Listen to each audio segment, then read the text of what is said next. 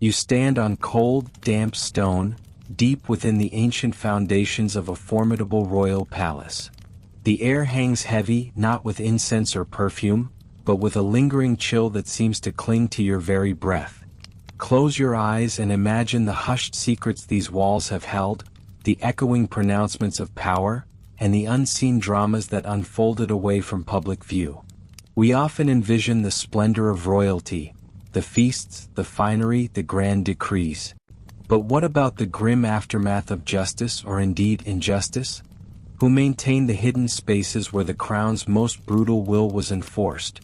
You are about to step into the hidden lives of the forgotten servants, those who quietly, meticulously cleaned the royal torture chambers, ensuring every trace of the past was meticulously erased for the coming day. The cold that permeates these subterranean spaces is not merely a trick of the ancient stone. It is a presence, a heavy shroud woven from fear and suffering, lingering long after the victims have been removed.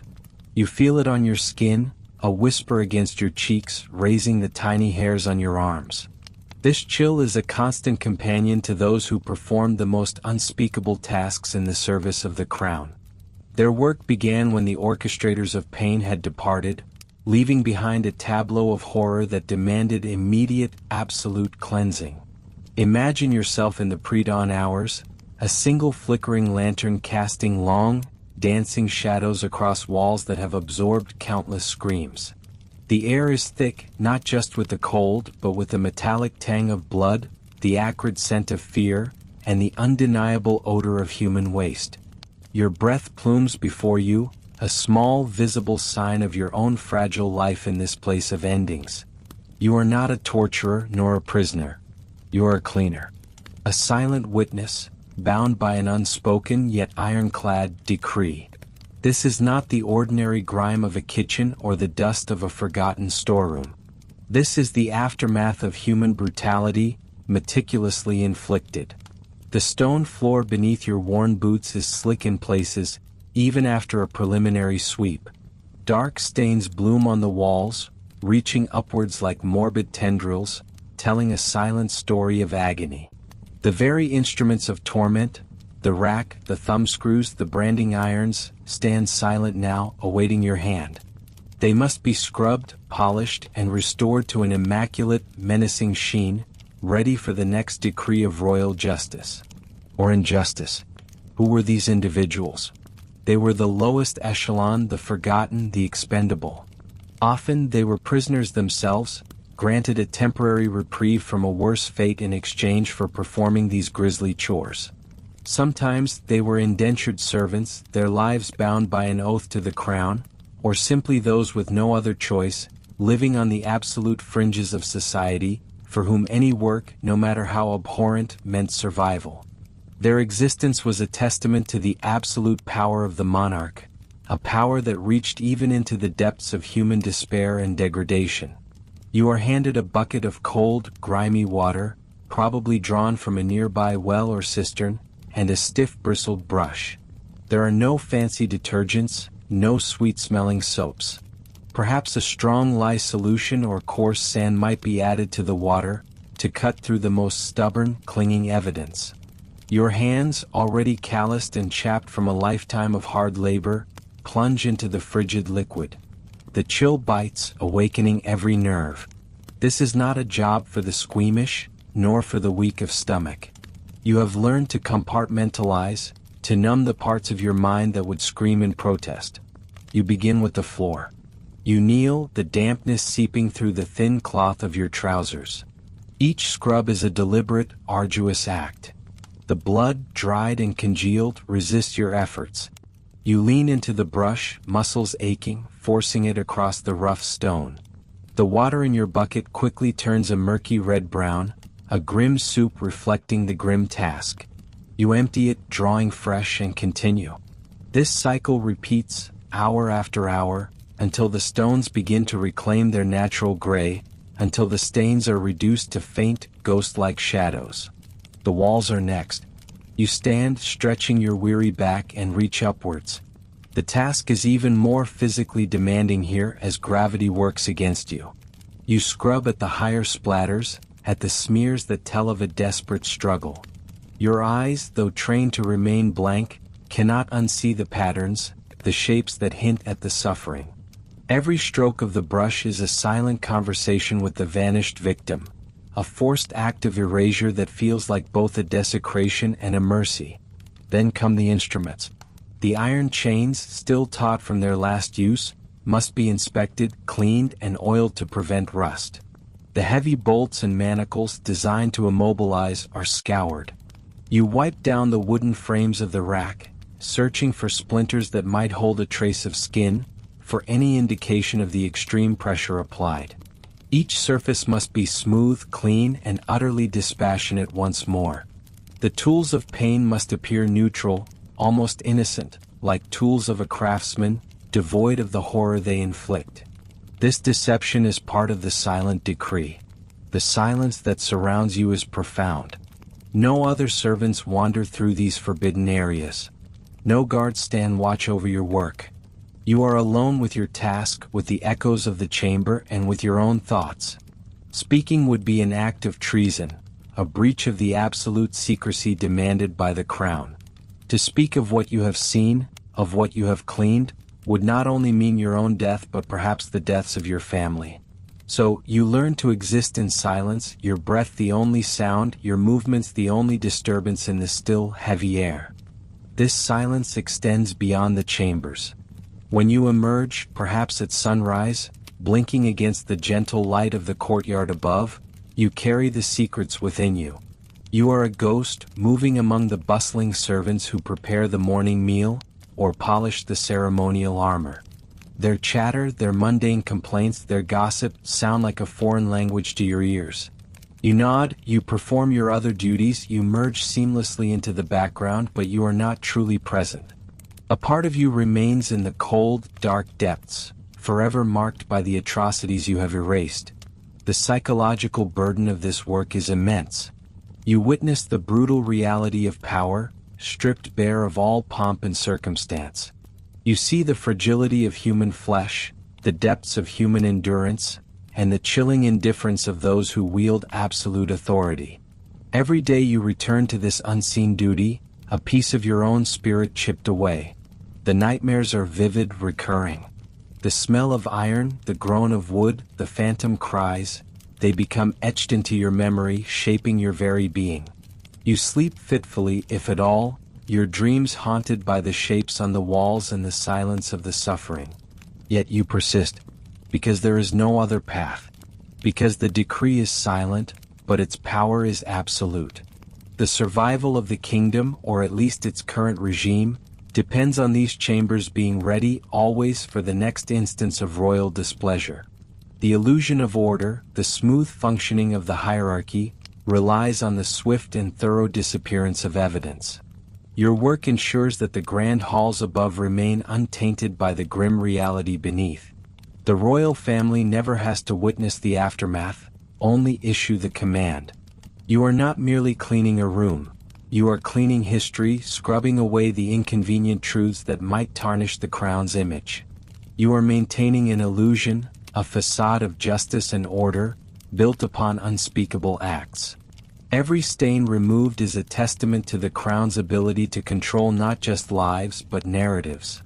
Your role, though despised and hidden, is foundational to the maintenance of their power. You are the cleaner of consciences, the eraser of deeds, the quiet facilitator of continued terror. Without you, the gruesome truth might rise, staining the gilded ceilings above with the blood of the innocent, or the condemned. You are the custodian of the crown's darkest secrets, sworn to absolute silence by the very nature of your horrifying yet vital, unseen duties. This silent decree governs your every action, every thought, every moment spent in the suffocating embrace of the royal torture chamber. The chill of dawn seeps through the thick castle walls, a faint gray light struggling to pierce the gloom. You have barely slept, the nightmares of unseen horrors clinging to the edges of your mind. Now the summons has come. A terse whisper from a supervising guard, a jingle of heavy keys. The time has arrived for the most dreaded of your duties. You make your way through the labyrinthine passages, your footsteps echoing softly on the cold stone, each sound amplified in the pre-dawn quiet. Other servants stir, but none meet your gaze. They know where you are going, what you are about to do. A silent pact of avoidance, a shared understanding of the unspeakable.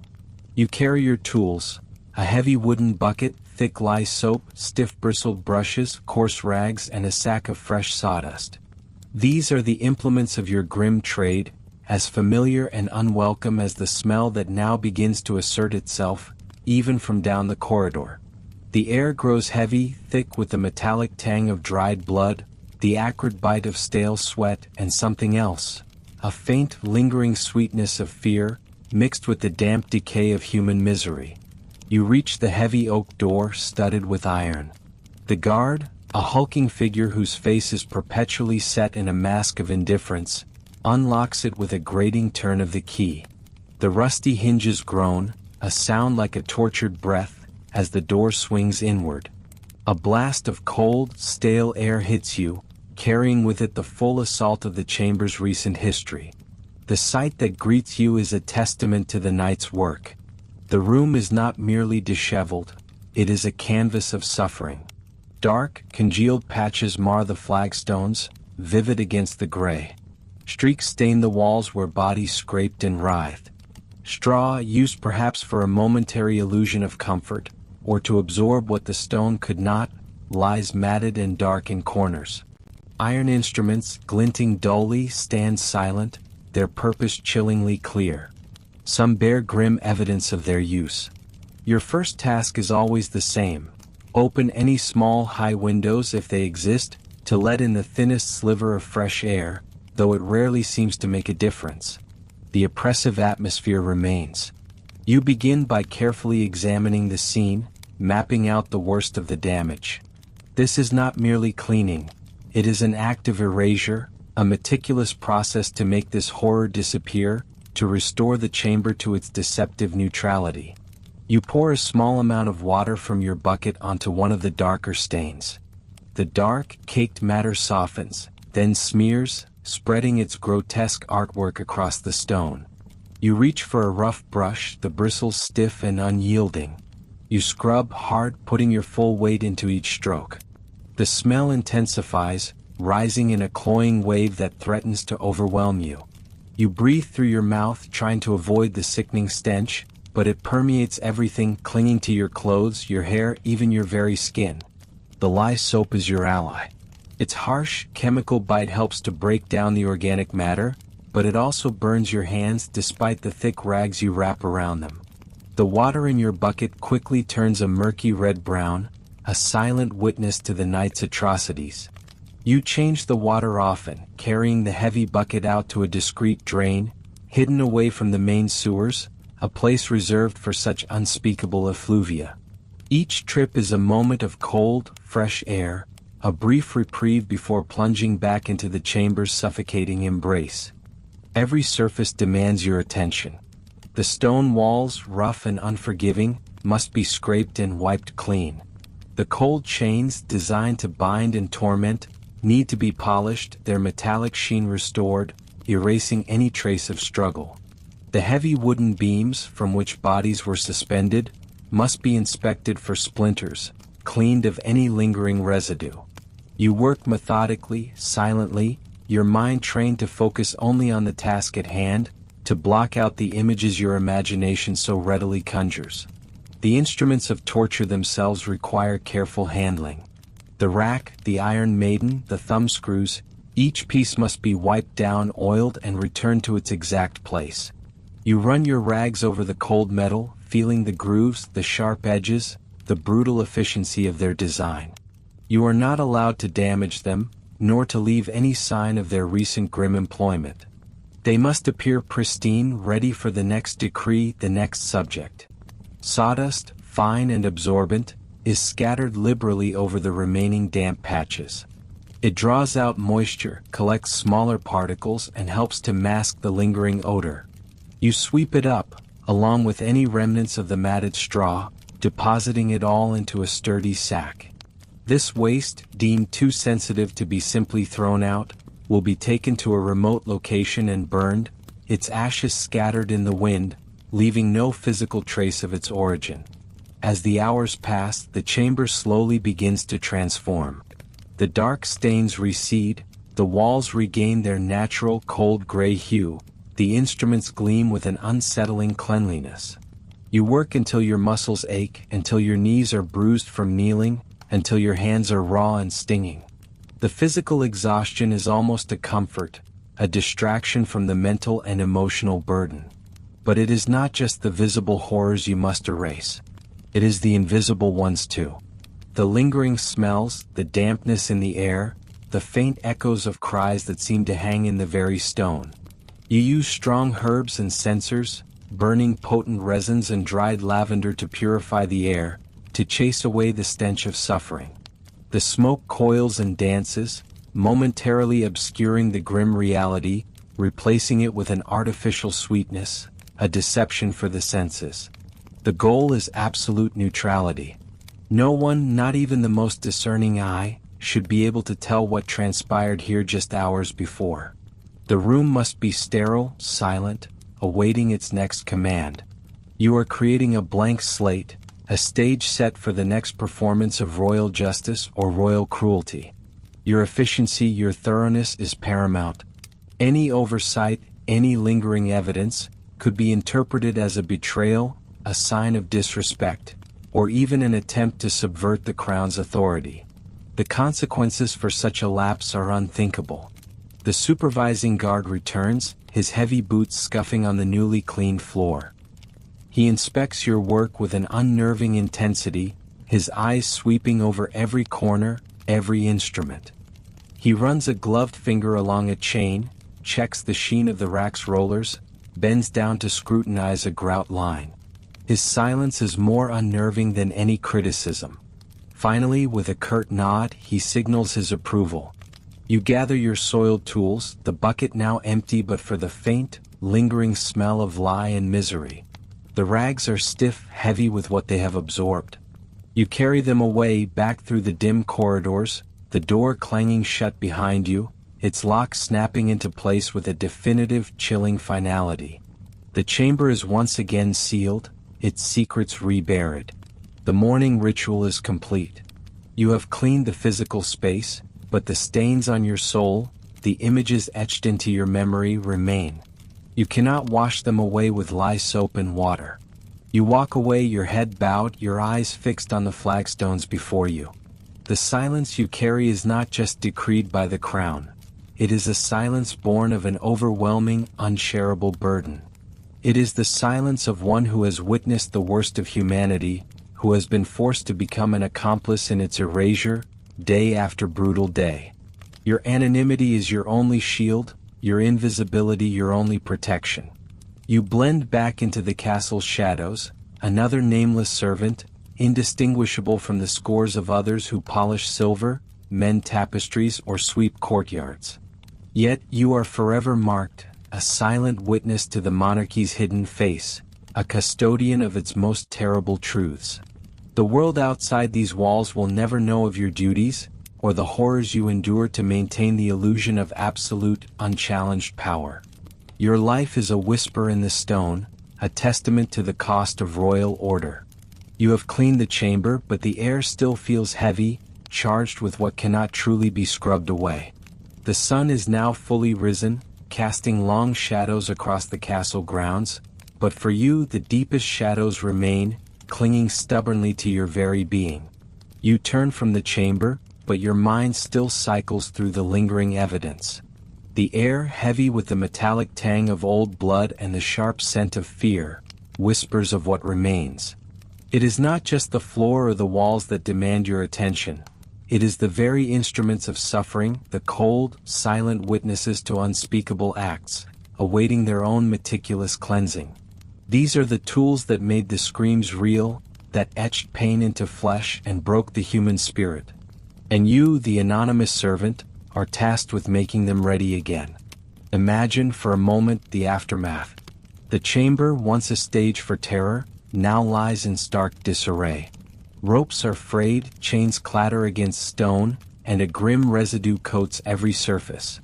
You approach the instruments, each one a stark testament to ingenuity twisted into cruelty. They are not merely objects of metal and wood, they are conduits of agony, imbued with the echoes of every tormented soul they have touched. Consider the rack, for example. You see its heavy wooden frame, the thick, damp ropes now slack. It is a simple machine, yet devastatingly effective. Designed to dislocate joints, tear muscles, and stretch the body beyond its natural limits, the rack leaves a specific kind of mess. Blood, yes, but also fragments of skin, sweat, and perhaps even bone splinters caught in the rough grain of the wood or tangled in the hempen ropes. To clean it, you must dismantle parts, carefully inspecting every groove, every joint, every inch of the rough-hewn timber. You scrape away dried residue with a stiff brush, then scrub with hot lye soap, the caustic fumes biting at your nostrils. The ropes must be washed thoroughly, soaked in strong solutions to remove all traces, then dried in a hidden corner, away from prying eyes, lest their telltale stiffness or discoloration betray their grim purpose. Each fiber must be inspected, ensuring no weakness has developed, no sign that would compromise its effectiveness for the next use. Then there are the iron boots or the thumb screws. These devices, designed for crushing and compression, leave their own distinct horror. You find them often sticky with blood or worse, with fragments of crushed bone and flesh. The screws themselves, rusted by moisture and bodily fluids, need careful attention. You use fine sand and a coarse cloth to polish the metal, removing every speck of rust and every stain.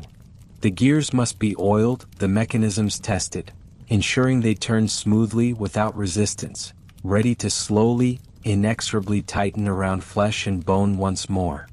The sound of the screws turning, though now free of the cries of a victim, still grates on your nerves, a mechanical whisper of anguish. You feel the cold metal against your gloved hands, sensing the latent power, the terrible potential held within each turn. Perhaps you encounter the scavenger's daughter, a contraption of iron that forces the body into an impossibly tight, fetal position, compressing the spine and organs until blood streams from the nose and mouth. This device, often caked with bodily fluids and often vomit, demands a particularly repugnant cleaning. You use heavy-duty rags soaked in strong vinegar, followed by boiling water, scrubbing at the intricate hinges and cold, unyielding plates. The metal must gleam, devoid of any biological trace, its polished surface reflecting only your own weary, shadowed face. The implements of heat are equally gruesome to cleanse. Branding irons, their tips perhaps still blackened with charred flesh, are cooled and then scoured with abrasive sand until the metal is dull once more, awaiting its next heating in the forge. Hot pincers, used to tear flesh or pull teeth, demand meticulous scraping to remove adhering tissue. You must handle them with extreme caution, not just to avoid injury to yourself, but to avoid marring their surface, ensuring they present an unblemished facade for future use. The smell of scorched hair and flesh, even days later, can cling to these tools, a phantom scent that no amount of scrubbing seems to truly dispel from your memory. You polish them until they are indistinguishable from any other well-maintained tool, denying their true horrific function to any casual observer. Water torture, while leaving fewer tangible residues, demands its own careful sterilization of equipment.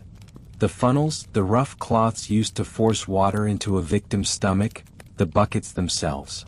These items must be not just cleaned but truly disinfected. You use strong lye, scalding hot water, and meticulous attention to ensure no lingering disease, no trace of previous suffering, could contaminate the next session. The buckets are scrubbed until their metal rings, their wooden staves, are pristine, ready to hold the next gallons of cruel, life-draining liquid. The cloths are boiled, bleached, and then dried, returning them to an innocent whiteness that belies their recent use. Each item you clean has a story, a history etched into its very fibers and metal. You are not simply cleaning away dirt. You are wiping away the last vestiges of a human being's struggle, ensuring that the next victim faces tools that appear pristine, efficient, and devoid of the ghosts of the past. It is a deliberate act of erasure, a participation in the systematic dehumanization that precedes and accompanies the torture itself. The task is physically arduous, demanding immense strength and a stomach of iron. You are not only cleaning away blood and gore, but also struggling against the psychological weight of what these objects represent. Every scrub, every polish, every drop of sweat that rolls down your brow is a grim communion with the suffering these tools have inflicted. You learn to handle them with a detached efficiency, your mind a carefully constructed blank slate, yet your body remembers. Your hands develop a callous not just from labor, but from the unspoken horror they manipulate. Why such meticulousness? Why such dedication to cleanliness when the chambers themselves are so hidden, their purpose so brutal? The answer lies in the very nature of absolute power. The monarchy demands not only obedience but also the illusion of control and order, even in its darkest corners. The instruments of torture must function perfectly, efficiently, and silently. A rusted mechanism, a stained rack, or a foul-smelling implement could betray a moment of weakness, a lack of total command. They must be maintained with the same precision as a royal carriage or a ceremonial sword. Each tool must be a testament to ruthless efficacy, ready for immediate, flawless deployment. Once cleaned, polished, and reassembled, these instruments of torment are not left openly. They are carefully stored in deep, windowless vaults beneath the castle, far from the light of day.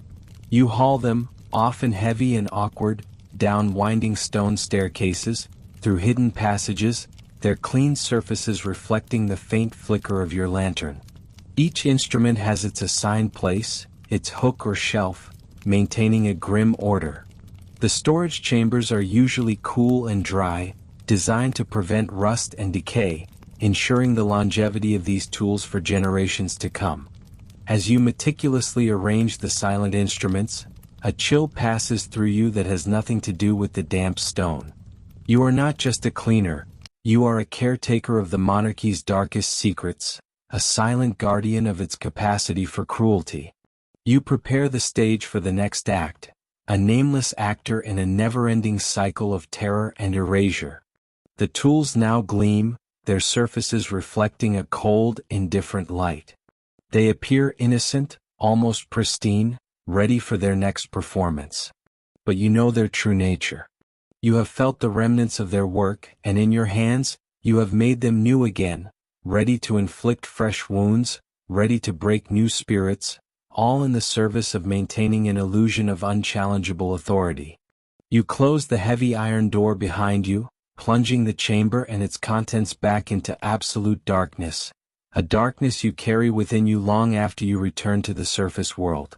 The sun outside still shines, but for you the deepest shadows remain, clinging stubbornly to your very being and now to the freshly cleaned tools as well. But the darkness you carry is not the only shadow that remains. You emerge from the cold depths of the torture chamber, leaving behind the gleaming, innocent-looking tools and the scrubbed stone floor. Yet, as you ascend, you know the true nature of what you have left behind. The physical dirt is gone, yes, but the deeper stains, the unseen ones, cling to the very fabric of that space and more profoundly to you. Consider the implements you so painstakingly cleaned.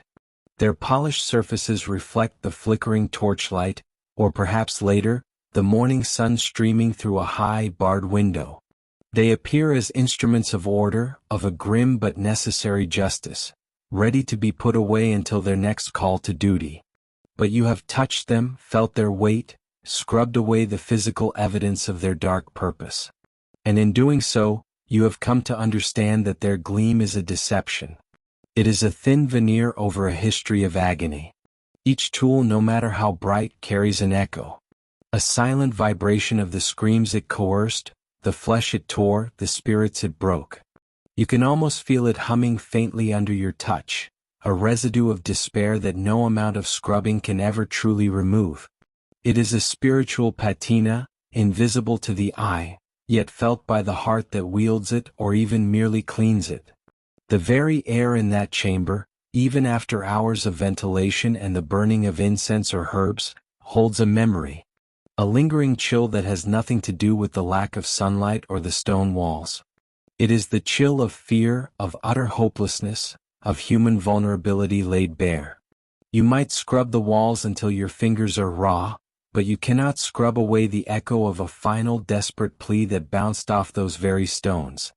You cannot cleanse the silent witness of the cold, damp ceiling that absorbed the last breath of someone broken beyond repair. This unseen stain permeates everything. It is a scent that lingers, not of blood or sweat, but of sorrow, of profound injustice, a phantom odor that only those who have truly encountered the chamber's essence can detect. It clings to your clothes, to your hair, and you carry it with you like an unwelcome shroud. And what of the stains upon your own soul? This is the heaviest burden, the most indelible mark. You, the unseen hand, the silent witness, the meticulous cleaner. You have gazed into the abyss, not as a torturer, but as its dutiful custodian. You have seen the aftermath, the horrifying consequences of royal decree and unbridled power.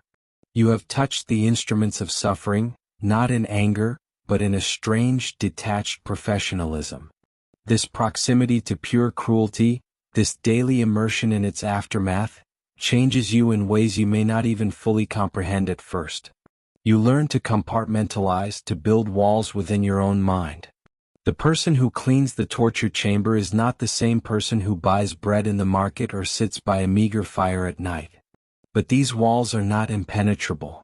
At night, when the silence of your own home presses in, the images return. The gleam of a freshly polished rack might transform into the horrifying sight of a body stretched taut, limbs dislocated. The smell of the lie you used to clean the chains might morph into the acrid scent of fear. Sleep offers no true escape. You might see the faces of those who pass through your care, their silent accusations piercing the fragile peace of your dreams. They are the unseen stains on your conscience, a gallery of suffering etched behind your eyelids. You are sworn to silence. The secrets of the monarchy are not merely political or strategic. They are visceral, brutal, and terrifying. To speak of what you see, what you clean, what you know would be to invite the same fate into the very chamber you tend. This enforced silence is another unseen stain. It eats away at your ability to connect with others, to share the burdens of your day. How can you explain the weight of the royal secrets you carry? How can you articulate the chilling reality of a world where such horrors exist just beneath the gilded surface of power? You become an island, isolated by your knowledge, by the unspeakable truths that you must guard. This act of cleaning is not merely about hygiene, it is an act of erasure. Each scrubbing motion is an attempt to wipe away the physical evidence, to make it appear as though nothing untoward has occurred. It is a perverse ritual of renewal, preparing the stage for the next performance, the next victim. The spotless chamber and the gleaming tools project an image of clinical efficiency, of a cold, calculated authority that leaves no trace of its messy work. This illusion of cleanliness is vital to the monarchy, for it allows them to maintain their divine right to rule, undisturbed by the uncomfortable realities of how that rule is enforced. You are a silent co-conspirator in this grand deception, your labor transforming horror into an acceptable silence. The unseen stains affect your perception of the world outside the chamber. The sunlight, once a comforting warmth, might now seem too bright, too indifferent to the darkness you carry. The laughter of children might strike you as brittle, fragile, a sound that could so easily be extinguished. You might find yourself observing the seemingly mundane lives of others with a profound sense of detachment, knowing the unspeakable depths that human nature, especially human power, is capable of reaching. You see the world differently, through a lens colored by shadow, by the lingering echoes of pain. You are a ghost walking among the living, carrying burdens that no one else sees or acknowledges. The royal court, with its glittering gowns and pomp, feels like a hollow spectacle, a flimsy curtain drawn over a stage of hidden cruelty. You are the one who mops up the residue of their power, who polishes the instruments of their control, ensuring that the dark underbelly of their reign remains hidden beneath a deceptive sheen. Your work is never truly done, for even when the physical mess is cleared, the unseen stains remain, etched into the stone, clinging to the tools, and most profoundly scarring the very core of your being. You are the quiet keeper of the unseen, a permanent witness to the unacknowledged costs of absolute power. The weight of that unseen knowledge, that silent witness, is a burden few could comprehend. Yet, your role, the abhorrent service you render, is not merely a consequence of the crown's brutality. It is, in fact, absolutely essential to its continued existence. Without you, the spotless facade of royal power, the very illusion of its divine right and inherent goodness, would crumble. You are not just a cleaner of stains. You are a maintainer of illusions. You are a silent pact with the darkness, ensuring that the light of the court never truly exposes the shadows that enable its brilliance. Every drop of blood you scrub from the stone, every residue of fear you wipe from the instruments, is a secret you bury, a truth you silence, a lie you help perpetuate for the stability of the realm. This is not a task for the faint of heart, nor for the unthinking. It requires a singular kind of fortitude, a grim acceptance of your place in the grimy gears of state machinery. Consider the intricate dance of royal power. On one side, the public spectacle, the lavish banquets, the grand parades, the pronouncements of justice and mercy from a gilded throne. On the other, the stark reality of dissent, betrayal, and the ruthless enforcement of obedience. These two worlds must never meet in the public eye. Your existence is the very hinge upon which that separation depends. You are the invisible hand that cleanses the evidence, that restores the chamber to a neutral, silent state, ready for its next unspeakable duty, ensuring that no lingering trace of terror ever reaches the pristine halls above. You move through the shadows, a specter among the living, but in these subterranean depths, you are a master of a horrific craft. You know the exact concoctions of lye and vinegar needed to dissolve the stubbornest of organic matter. You understand the properties of various abrasives, from coarse sand to finely ground pumice, knowing which will scour away dried blood without marring the iron, which will restore the sheen to the rack's gears without leaving telltale scratches. The smell of chloride, of strong acids, of metallic blood and human waste, is as familiar to you as the scent of baking bread might be to others. It is the very perfume of your profession. Your tools are simple yet wielded with a terrifying expertise, heavy scrubbing brushes with stiff bristles, long-handled mops for reaching into crevices, buckets of boiling water, and an array of specialized scrapers for the truly congealed. You work methodically, almost ritually. First, the draining of fluids, a grim stream down a hidden channel in the stone floor. Then, the careful collection of any remnants that might identify the subject, or indicate the precise nature of the interrogation. These are not discarded carelessly. They are destroyed completely and utterly, often dissolved in strong acids or burned to ash in a dedicated furnace, leaving no trace. You then proceed to the deeper cleanse. You pour hot, often scalding water over the stone, watching the last reddish rivulets disappear. You apply powerful lye-based soaps, working them into every crack and crevice, scrubbing vigorously, your muscles aching, your breath coming in ragged gasps in the damp, cold air. The stone absorbs, retains, and must be purged.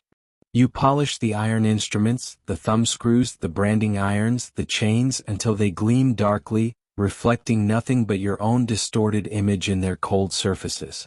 You ensure that no blood, no skin, no hair, no shred of evidence remains to speak of the horrors enacted here. Why such meticulousness? Because a single misplaced drop, a forgotten scrap, could unravel a tapestry of lies. Imagine a foreign dignitary, a visiting noble, inadvertently stumbling upon a stray fingernail, a strand of hair caught in a grate, or a faint metallic odor in an otherwise pristine dungeon. The whispers would begin. The carefully constructed narrative of a benevolent, just monarch would fray. Public trust, already a fragile thing, would erode. This is why you are essential. You are the barrier between the crown's secret brutality and its public image. Your silence, too, is a cornerstone of the crown's power. You are privy to names, to whispers, to the sounds of anguish that emanate from these hidden rooms. You might recognize a voice or a face among the hooded figures brought in for questioning. You hear the confessions, the cries of innocence, the pleas for mercy. All of this knowledge is a dangerous commodity. Your life is an unspoken contract. Your diligence in cleansing, your absolute silence in exchange for your continued existence, however grim. You are bound by a terror far greater than any physical constraint, the terror of becoming one of the very subjects you clean up after. This makes you both utterly disposable and utterly indispensable. Should you falter, should you speak, you would be instantly replaced and likely silenced permanently. Yet, your specialized, gruesome knowledge is not easily replicated. You understand the intricacies of these chambers, the hidden drains, the secret compartments, the particular challenges of each blood stain, each bodily discharge, each lingering stench. You are a craftsman of oblivion, an artist of absence. The monarchy depends on you more than it cares to admit, more than it could ever publicly acknowledge. Every gilded carriage, every shimmering jewel, every pronouncement of divine favor, rests on the bedrock of your unseen labor. You are the literal foundation upon which their power is built, a foundation made of silenced screams and scrubbed clean stone. They need you to be invisible, to be a ghost, to leave no trace, just as you ensure no trace of their victims remains. This constant immersion in the aftermath of human suffering leaves an indelible mark. You see the world through a permanent haze of sorrow and cynicism. The faces in the court, once appearing noble or serene, now seem to wear a veneer, a mask that you alone know how thin it truly is. You understand that beneath every gesture of grace, every pronouncement of law, there pulses a dark heart capable of unimaginable cruelty, a heart that you are tasked with cleaning up after relentless day. You carry the echoes of the tortured, the despair of the broken, the silent screams of the condemned. They cling to you not as physical stains, but as spectral memories, intertwining with the very fabric of your soul. Your hands may be scrubbed raw, your clothes laundered until threadbare, but the internal grime, the spiritual residue of your profession, adheres permanently. It shapes your gaze, hardens your resolve, and ultimately defines your grim existence. You are the essential, unspoken, and utterly tragic custodian of the crown's cruelty, bearing its darkest secrets so that its public light may never dim. The secrets you bear are not only visual, not only felt in the raw ache of your hands or the despair in your heart. They resonate. They are sounds, an invisible, intangible tapestry woven from pain and fear, pressed into the very stones of these chambers, and forever etched into the landscape of your memory. You move through the aftermath, your steps muffled by a profound, oppressive quiet that is far more terrifying than any scream. This is the silence that follows the storm, the heavy, pregnant pause after unspeakable acts, but it is not true quiet. It is a silence teeming with ghosts, filled with the echoes of what was, and what will surely be again. It is the sound of absence, yet it rings in your ears with a greater force than any presence. Imagine the soundscape of your daily routine. It begins not with a bang, but with a series of deliberate, almost ritualistic sounds. The creak of the heavy oak door as you push it open, a sound that grates on your nerves, announcing your grim arrival. The clang of the iron bucket as you set it down, a stark metallic intrusion into the stillness. The slosh of water from the pail, mixing with the scent of stale blood and sweat and fear, already clinging to the air like a physical entity. These are the sounds of your work, the mundane backdrop to the horrifying task. Even these ordinary sounds take on an ominous quality, imbued with the context of where and why they occur. But before your arrival, there were other sounds, sounds you did not witness directly but whose residual vibrations you feel in the very marrow of your bones. You have learned to discern them, to reconstruct the symphony of suffering from the evidence left behind. The low, guttural moans that speak of profound agony, not yet broken into full screams. The sharp, whip-like crack of a leather strap followed by a gasp, a choked sob. The rhythmic thud of a heavy object against flesh, a sound that vibrates through the floor and up into your worn boots. Perhaps the strained groan of a wooden rack, slowly stretching human limits, or the hiss of a branding iron against skin, followed by a searing shriek. Listen closely.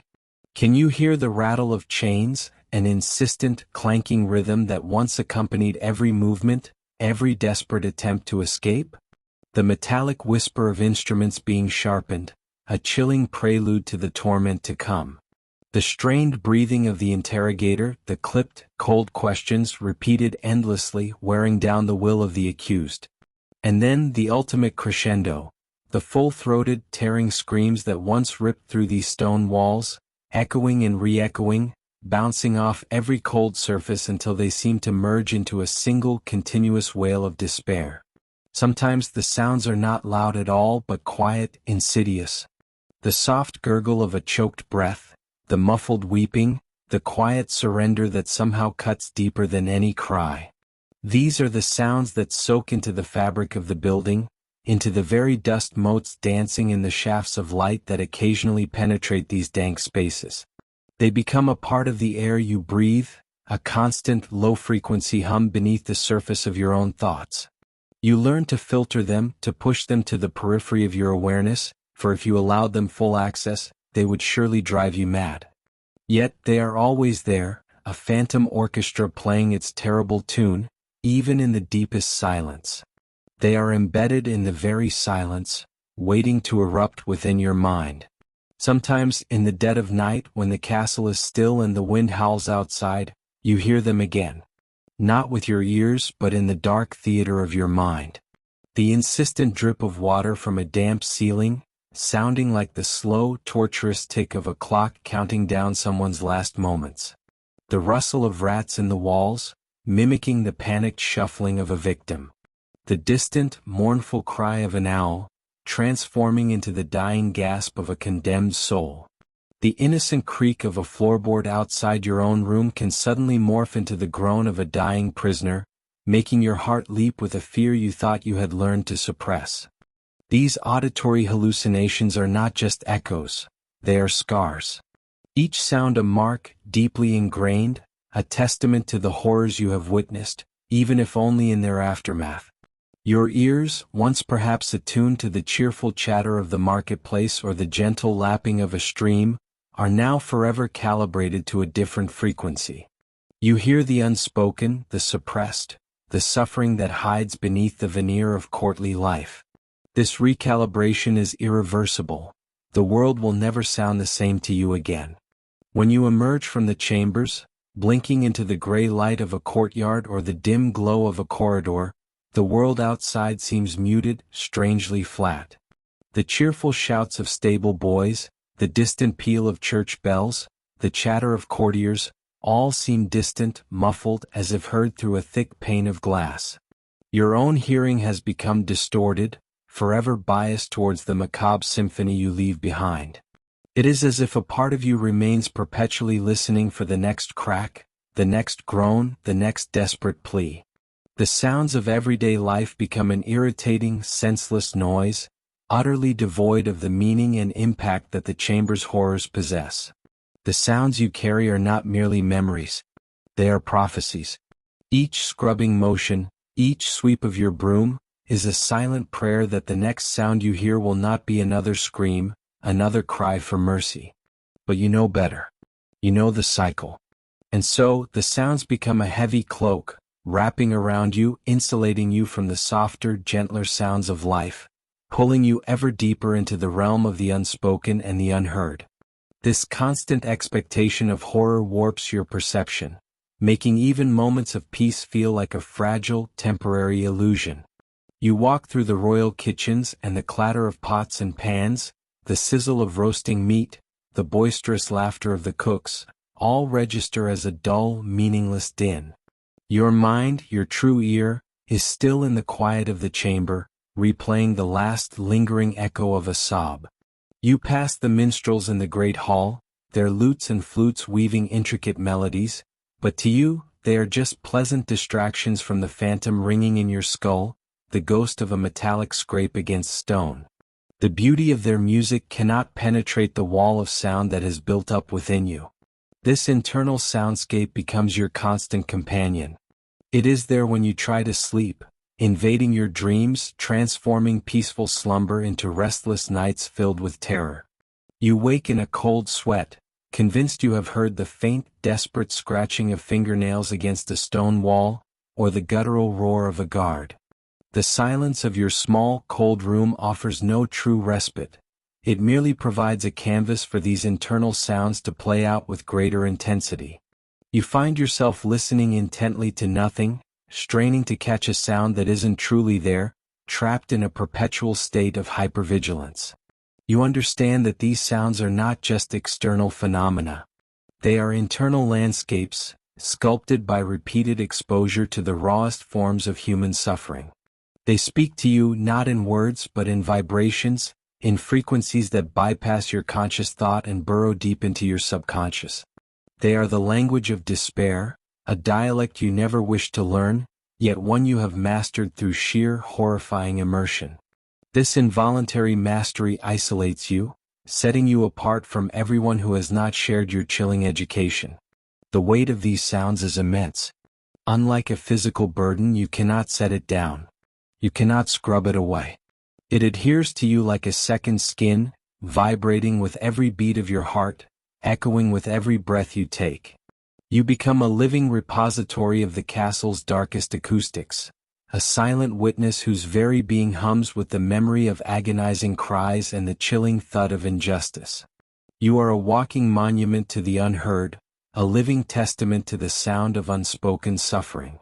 And the irony is you cannot speak of them. To voice these sounds, to describe the terror they encapsulate, would be to invite suspicion, perhaps even to share the fate of those whose cries you have heard. So you carry them in silence, a walking, breathing echo chamber. Your lips are sealed, but your soul is an open book, inscribed with every terrible noise that has ever haunted these royal walls. This enforced silence deepens the wounds, making the internal echoes even louder, more pervasive.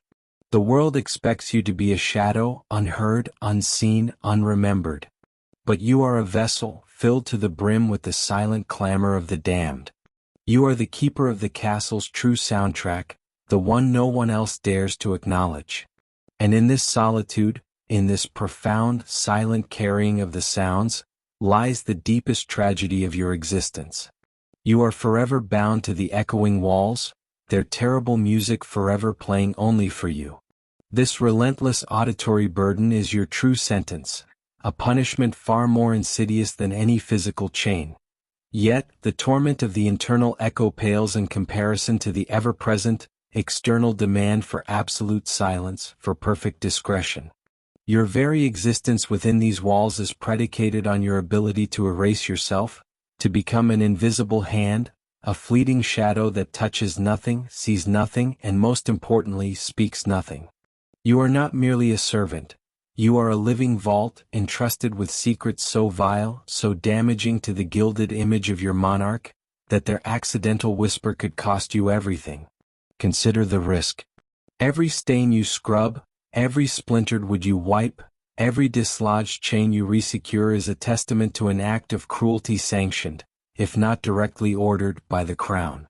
The royal family's power, their divine right, their carefully constructed facade of benevolence, hinges on these chambers remaining a myth, a dark whisper never substantiated. And you are the one who knows the truth. You are the inconvenient witness, the living proof. This makes you a dangerous commodity, one to be watched, to be controlled, to be utterly silenced. The unspoken rules of discretion are woven into the very fabric of your being from the moment you step foot inside these forbidden spaces.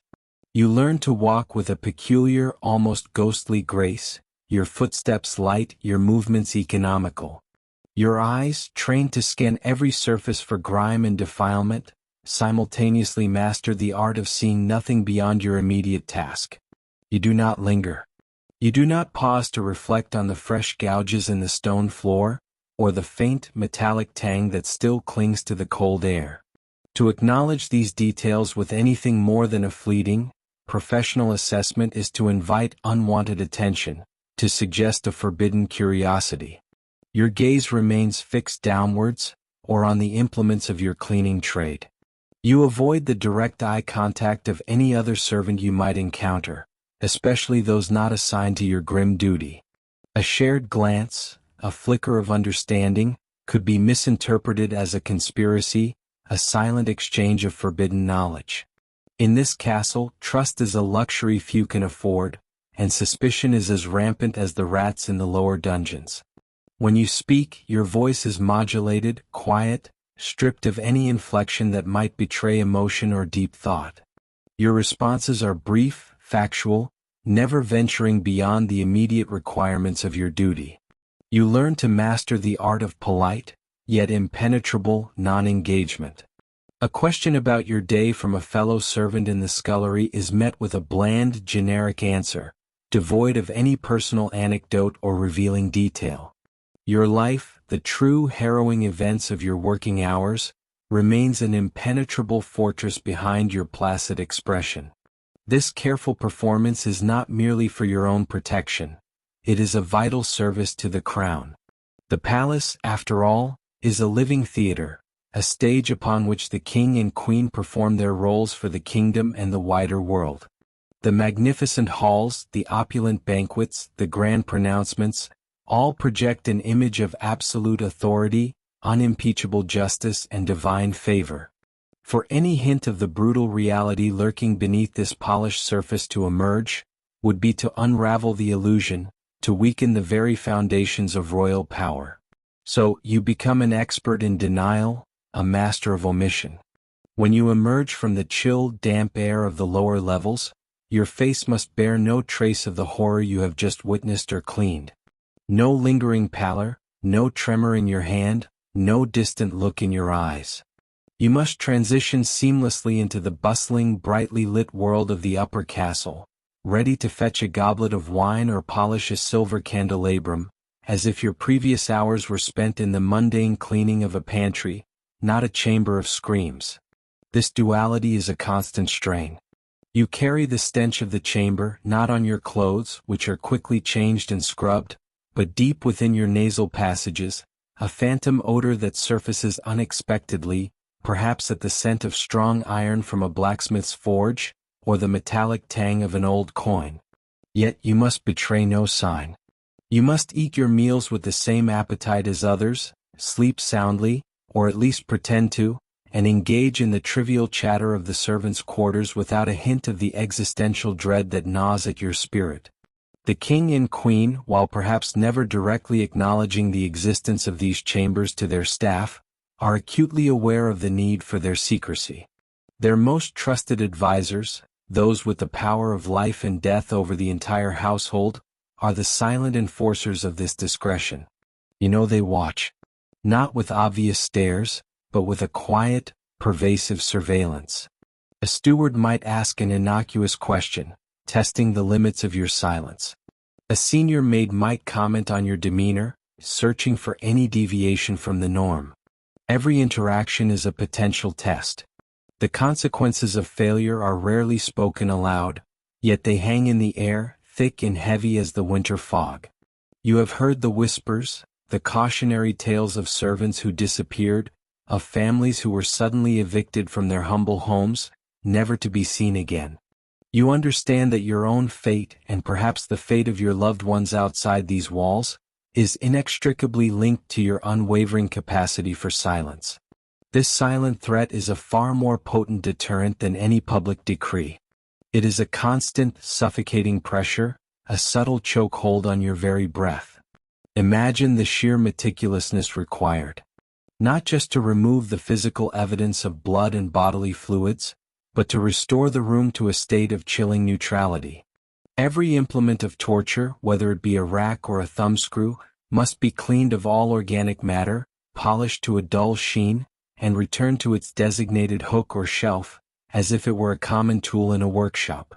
The floor, no matter how stained or splintered, must be scrubbed until its surface appears merely old and worn, not saturated with despair. The walls, streaked with remnants of human agony, must be wiped down not just once but repeatedly, until they reveal only the cold, hard stone of the castle. You do not simply clean, you exorcise. You attempt to erase not just the physical traces, but the very memory of the suffering, at least for those who would next enter.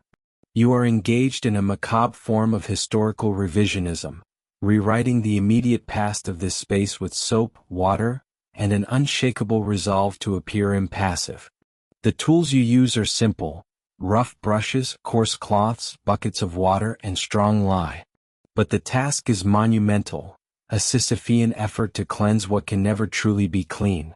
As you work, you become a master of internal monologue, speaking only to yourself, carefully constructing the protective barriers in your mind. You dissect your movements, your expressions, preparing for any chance encounter. You rehearse your blank responses, your dismissive shrugs. You are a sentinel of secrecy, standing guard not over a treasure, but over a vast, unspeakable horror that the world must never know. The royal secret is not just what happened in these chambers, but that these chambers exist at all.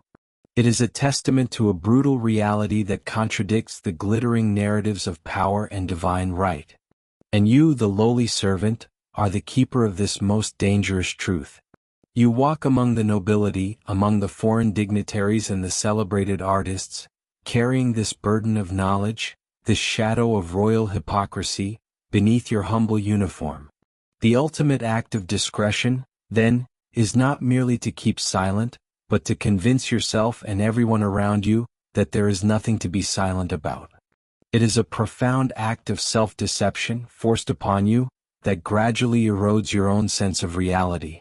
You begin to question your own memories, the vivid images and sounds that plague your sleep.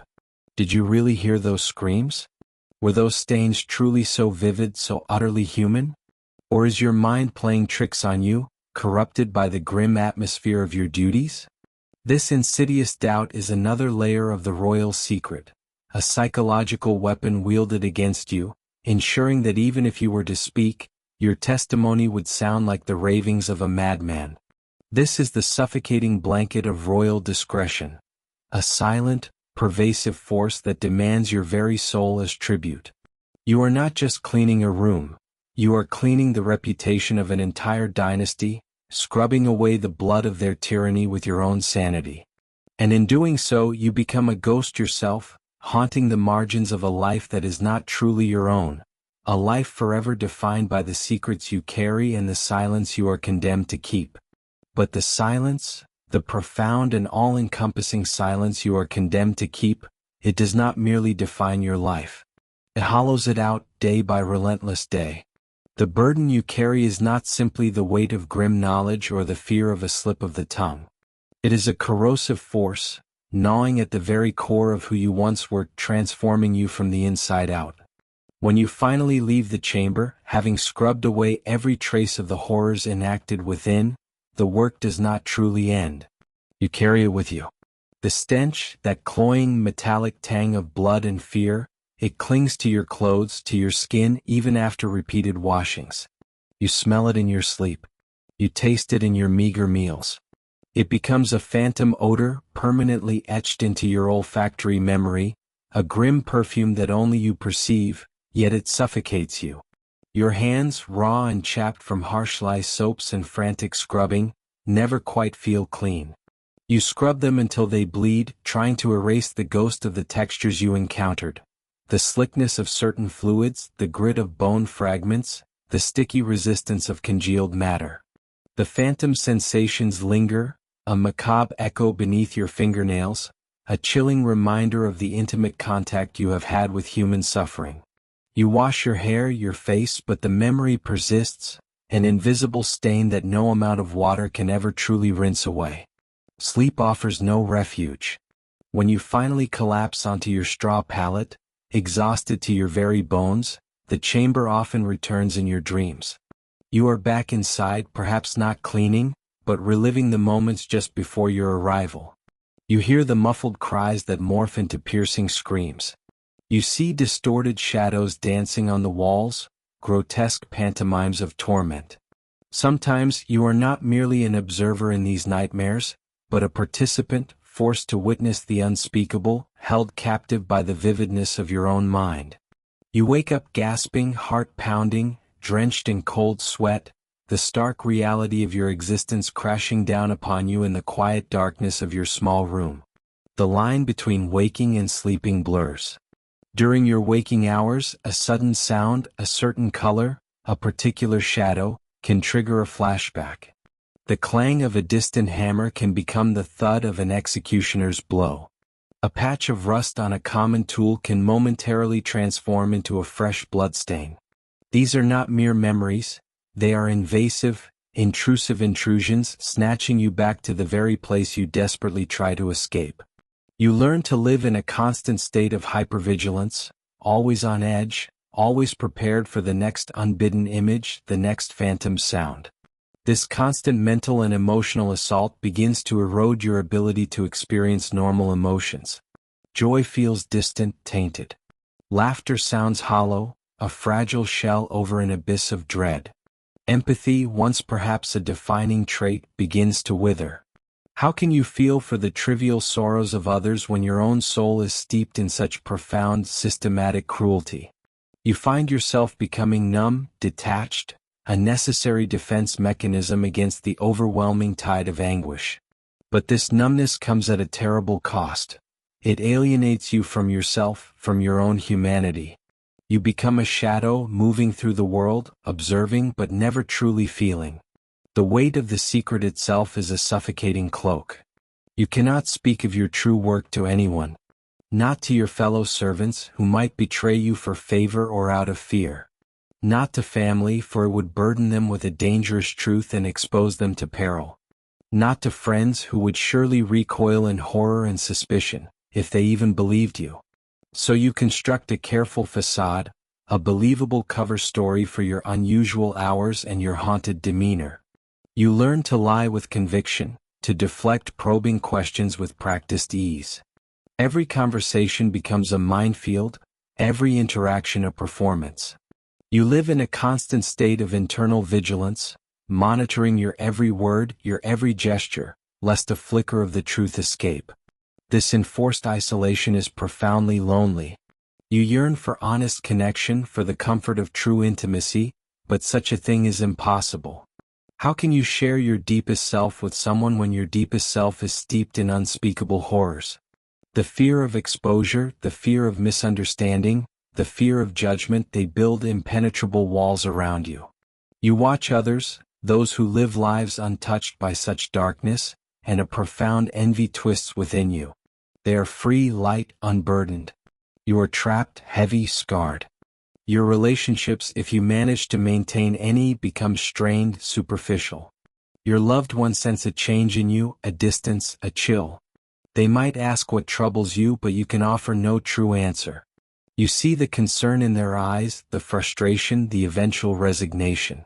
Over time, some may drift away, unable to penetrate the invisible barrier you have erected.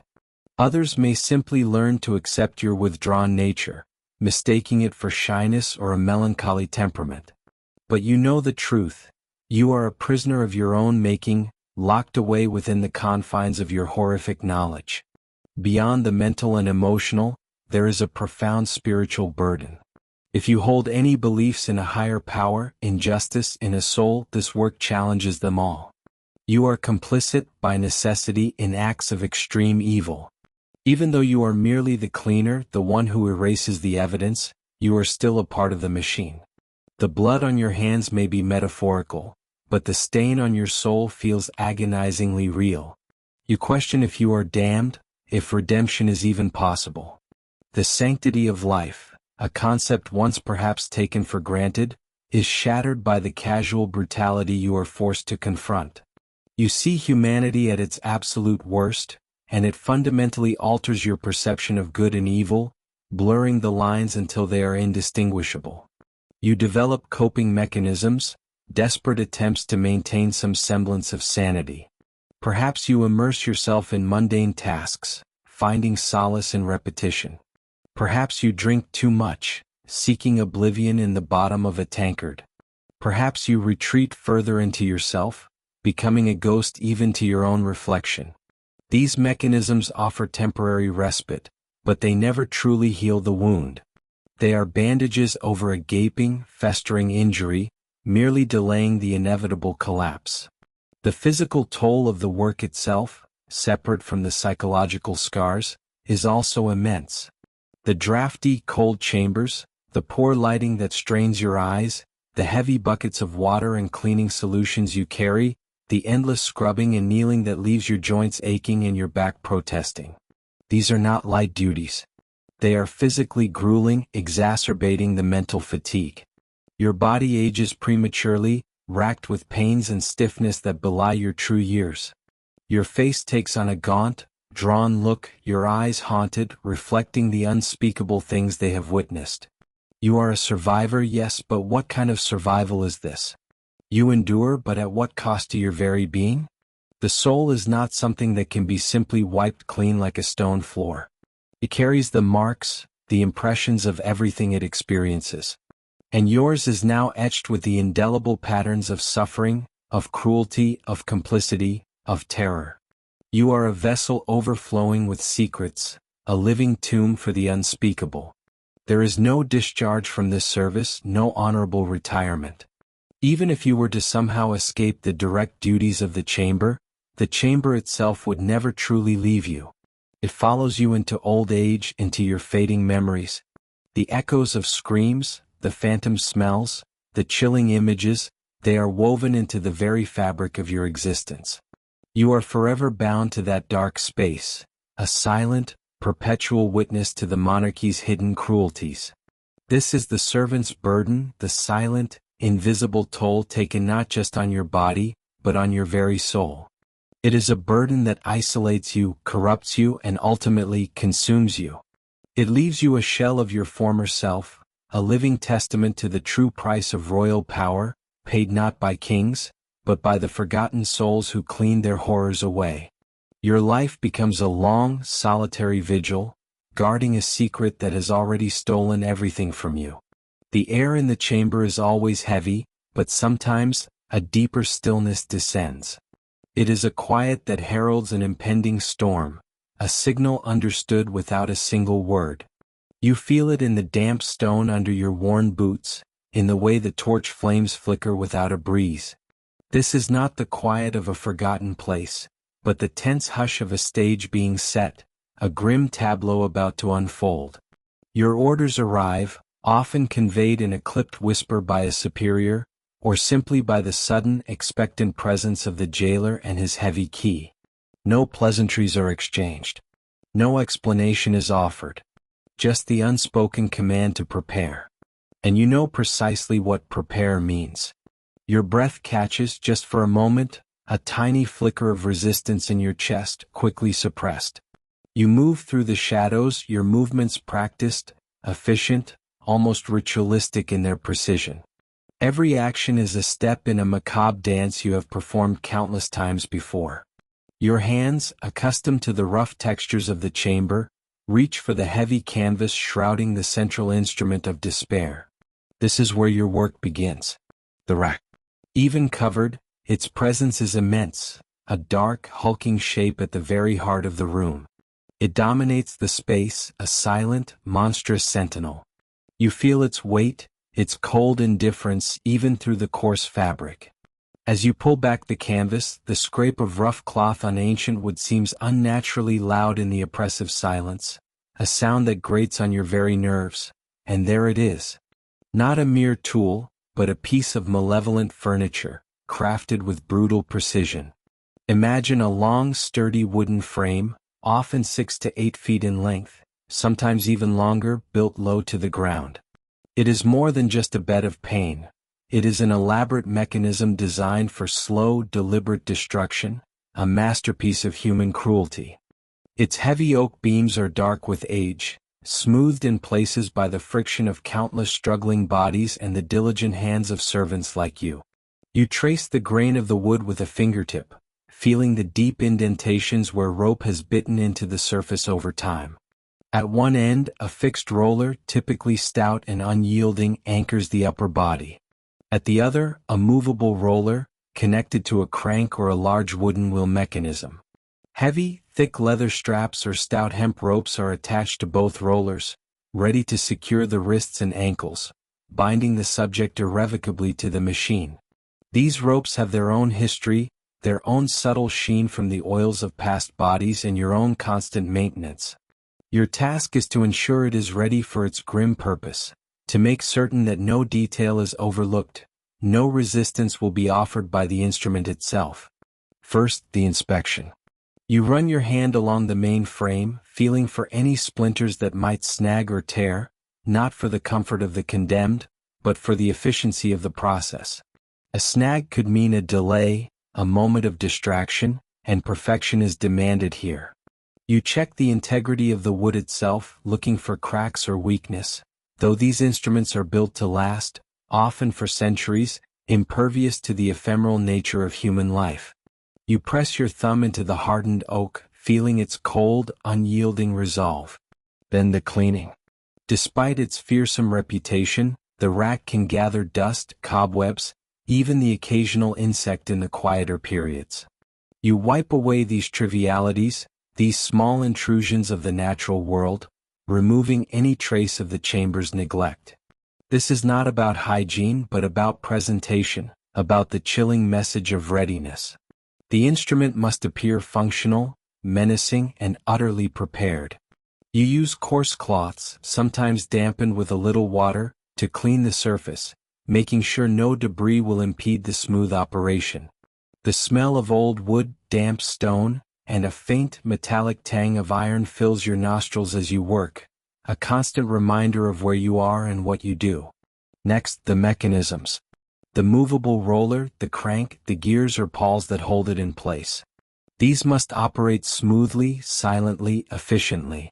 Any squeak, any stutter, would disrupt the solemnity, the dread, that the torturers strive to create. You apply a thick, dark grease or oil to the turning parts, working it into the joints and axles with deliberate movements. The creak of the dry mechanism being silenced by your application of lubricant is a chilling sound in itself. It is the sound of an instrument being tuned for a discordant symphony of agony, a prelude to the screams. You turn the crank a few times, slowly, methodically, feeling the precise resistance, ensuring there is no sticking, no juddering. Each turn extends the space between the rollers, anticipating the stretch of flesh and bone, the ultimate violation. The ropes or straps. These are crucial. They must be strong, supple, and securely fastened. You test the knots, pulling them tight with all your strength, checking for any fraying, any weakness that could compromise the session. Sometimes they need replacing and you fetch new lengths of hemp or fresh, unyielding leather, meticulously lacing them through the rings or slots. The rough texture of the rope against your calloused skin, the almost sweet, earthy smell of new fibers mixing with the stale, metallic air of the chamber. You ensure they are positioned correctly, hanging just so, ready to receive and hold their human cargo. You adjust the headrest, if there is one, or ensure the small wooden block intended to support the neck is precisely in place. Every detail, no matter how small, is part of the grim tableau, a component in the unfolding horror. You are the stagehand in this theater of pain, ensuring all props are in their terrifying order, each element contributing to the psychological impact. As you work, your mind is a peculiar blend of intense focus and profound detachment. Your hands perform the tasks with practiced ease, an automatic obedience born of long repetition, but your thoughts, your deeper self, are grappling with the person who will soon lie upon this device. Will they be defiant, staring their tormentors down? Will they be pleading, begging for mercy you cannot offer? Or will they be silent, an empty vessel of despair? You have seen them all. You have heard their stories or the fragments of stories extracted from them, whispers that drift through the chamber like ghosts. Sometimes, you even know their names, their faces, from glimpses in the court or passages to the dungeon.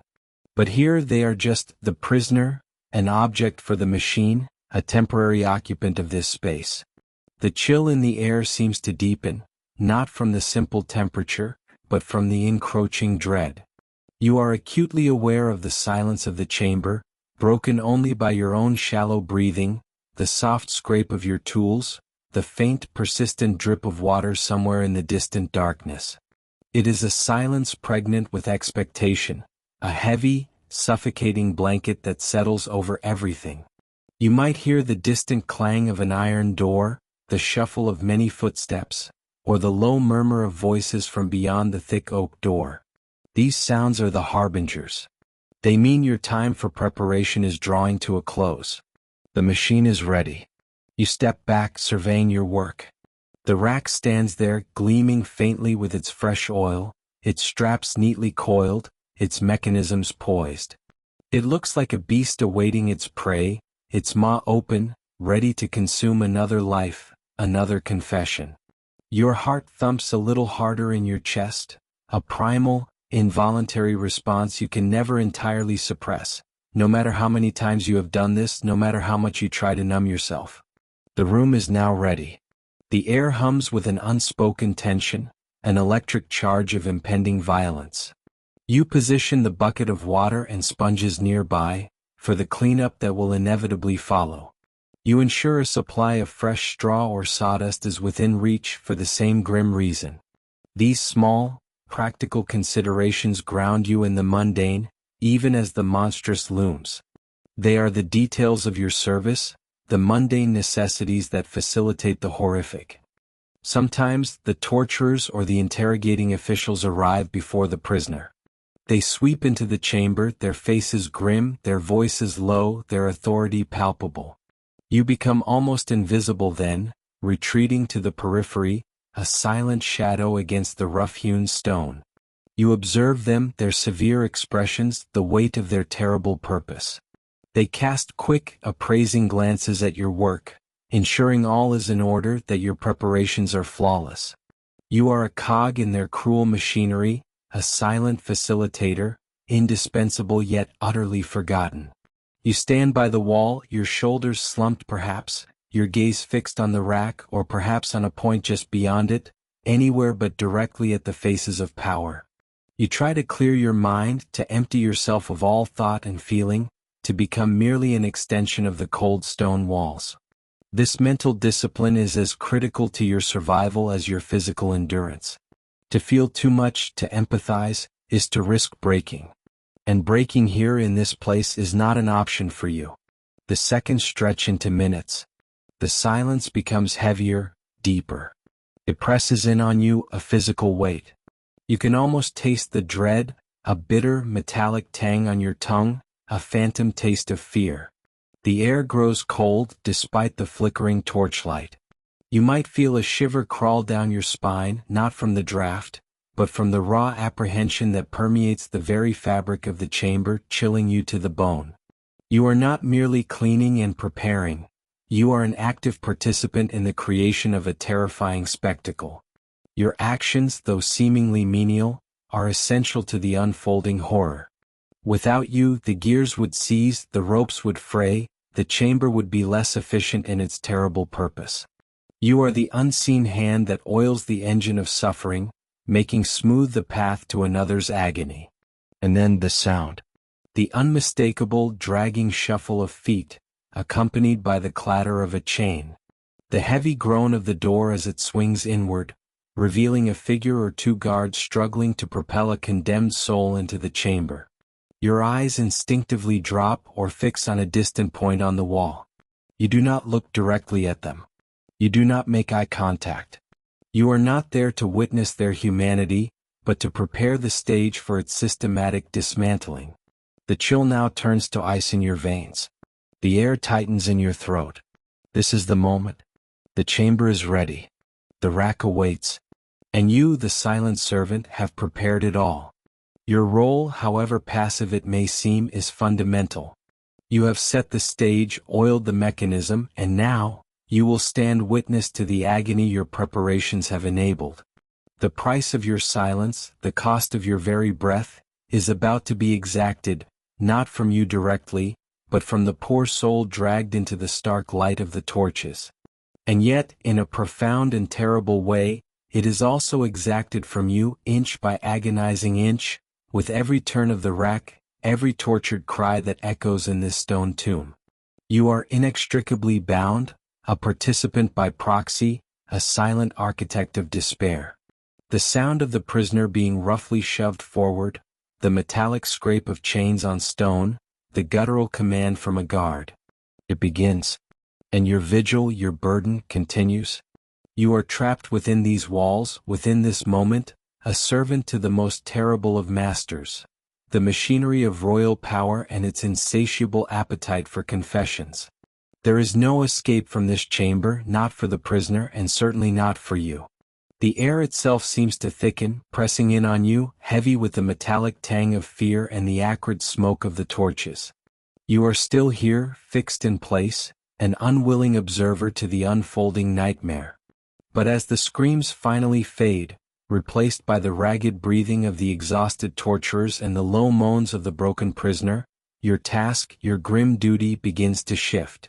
The prisoner is eventually dragged away, perhaps to a cell to recover, perhaps to a final, brutal end.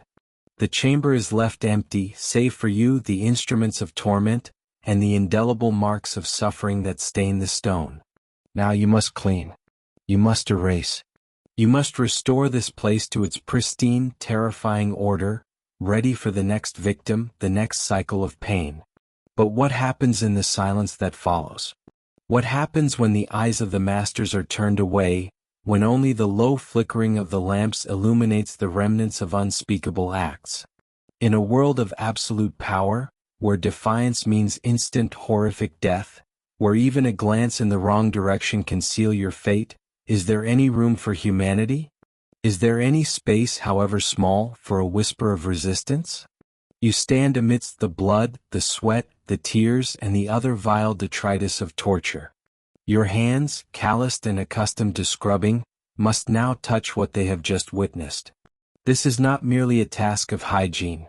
It is a confrontation with the raw, brutal truth of your existence here. Every smear you wipe away, every surface you scour, is a silent testament to the unspeakable. Imagine the subtle rebellion of a hand that lingers for a fraction of a second longer on a discarded, blood-soaked cloth, as if to offer a silent apology. Picture a breath held a moment too long as you gather a prisoner's meager belongings, perhaps a tattered scrap of fabric, a wooden charm. Would you simply toss them into the refuse, or would you, perhaps, fold them with a touch of reverence, a fleeting acknowledgement of the person they once belonged to, before they were reduced to a pleading voice and a broken body? These are not the heroics of legend. There are no grand speeches, no daring rescues. Those are the fantasies of freedom. Here, freedom is a luxury you cannot afford, a concept too dangerous to even contemplate. The acts of defiance, if they existed at all, were microscopic, almost invisible, born of desperation and the stubborn refusal of the human spirit to be entirely extinguished. Perhaps as you cleaned, you might have whispered a prayer. Not for the torturers, certainly not for the king, but for the one who just endured such horrors, or for yourself trapped in this echoing tomb. A silent plea for mercy, for strength, for oblivion. These prayers would be unheard by any human ear, but perhaps in your own heart, they offered a flicker of light against the encroaching darkness. Consider the meticulousness of your work. You are ordered to clean, and you do so with thoroughness. But what does thoroughness mean here? Is it simply obedience, or is it something more? Is it possible that in scrubbing away every last trace of suffering, you are, in some perverse way, attempting to cleanse your own soul? To make the chamber pristine again, as if by removing the physical evidence, you could somehow mitigate the spiritual stain it leaves upon you? Think of the small comforts you might have been able to offer, if the stars aligned in a way they rarely did. A brief, unobserved moment where you might have left a slightly fuller cup of water for a prisoner returned to their cell, or a crust of bread hidden beneath a straw pallet. The risk would be immense. Discovery would mean sharing their fate, perhaps worse. Yet, the human heart, even in the coldest dungeons, sometimes yearns for connection, for empathy. Could you have, in a moment of fleeting opportunity, whispered a word of warning? Perhaps a coded message passed from another servant, or a rumor you overheard. They know about the other one, you might murmur as you pass a prisoner being led away, your eyes downcast, your voice barely audible over the clanking of chains. This is a gamble of life and death, an act that few would undertake. But the human desire to mitigate suffering, to offer a glimmer of hope, is a potent force, even when suppressed by overwhelming fear. And what about the disposal of the tools themselves? The ropes, the pincers, the searing irons. You are commanded to clean them, to return them to their designated places, gleaming and ready. But perhaps, just perhaps, as you polished a blade, your reflection staring back at you, you might have imagined it breaking, dulling, becoming useless. A silent, impotent wish against the machinery of state terror. The very act of remembering, of bearing witness and retaining the images, is a form of defiance. The rulers want silence, forgetting, the swift erasure of their crimes. But you, the servant, the cleaner, you carry the memories. They are etched onto your mind, a permanent stain that no amount of scrubbing can remove. And in those quiet, lonely moments when the chamber is empty and the palace sleeps, those memories stir. They are your secret burden and perhaps your secret resistance. You are a custodian of secrets, both official and unspoken. You see the faces, you hear the cries, you touch the aftermath. And in the moments where you are alone with these truths, your humanity, however bruised and battered, asserts itself. It is a quiet assertion, a desperate clinging to the last vestiges of who you are, before this place consumes you entirely. The questions linger, unanswered by history, lost in the silence of these stone walls. Did a servant ever intentionally dull an instrument just a little, hoping to prolong a prisoner's life by a few excruciating minutes? Did one ever offer a fleeting, sympathetic gaze, a silent acknowledgement of shared humanity, even as they performed their terrible duty? These acts, if they happened, were not recorded in royal chronicles. They were not sung by bards. They were not even whispered outside the prison walls for fear of instant reprisal. They existed, if at all, in the hidden chambers of individual conscience, tiny flames flickering against an overwhelming gale. They were the anonymous, silent struggles of those trapped in the machinery of power, who, against all odds, sought to retain a fragment of their soul. Your hands move, cleaning the blood from the rack, wiping down the metal spikes, ensuring every surface is immaculate. You are efficient, methodical. It is your job.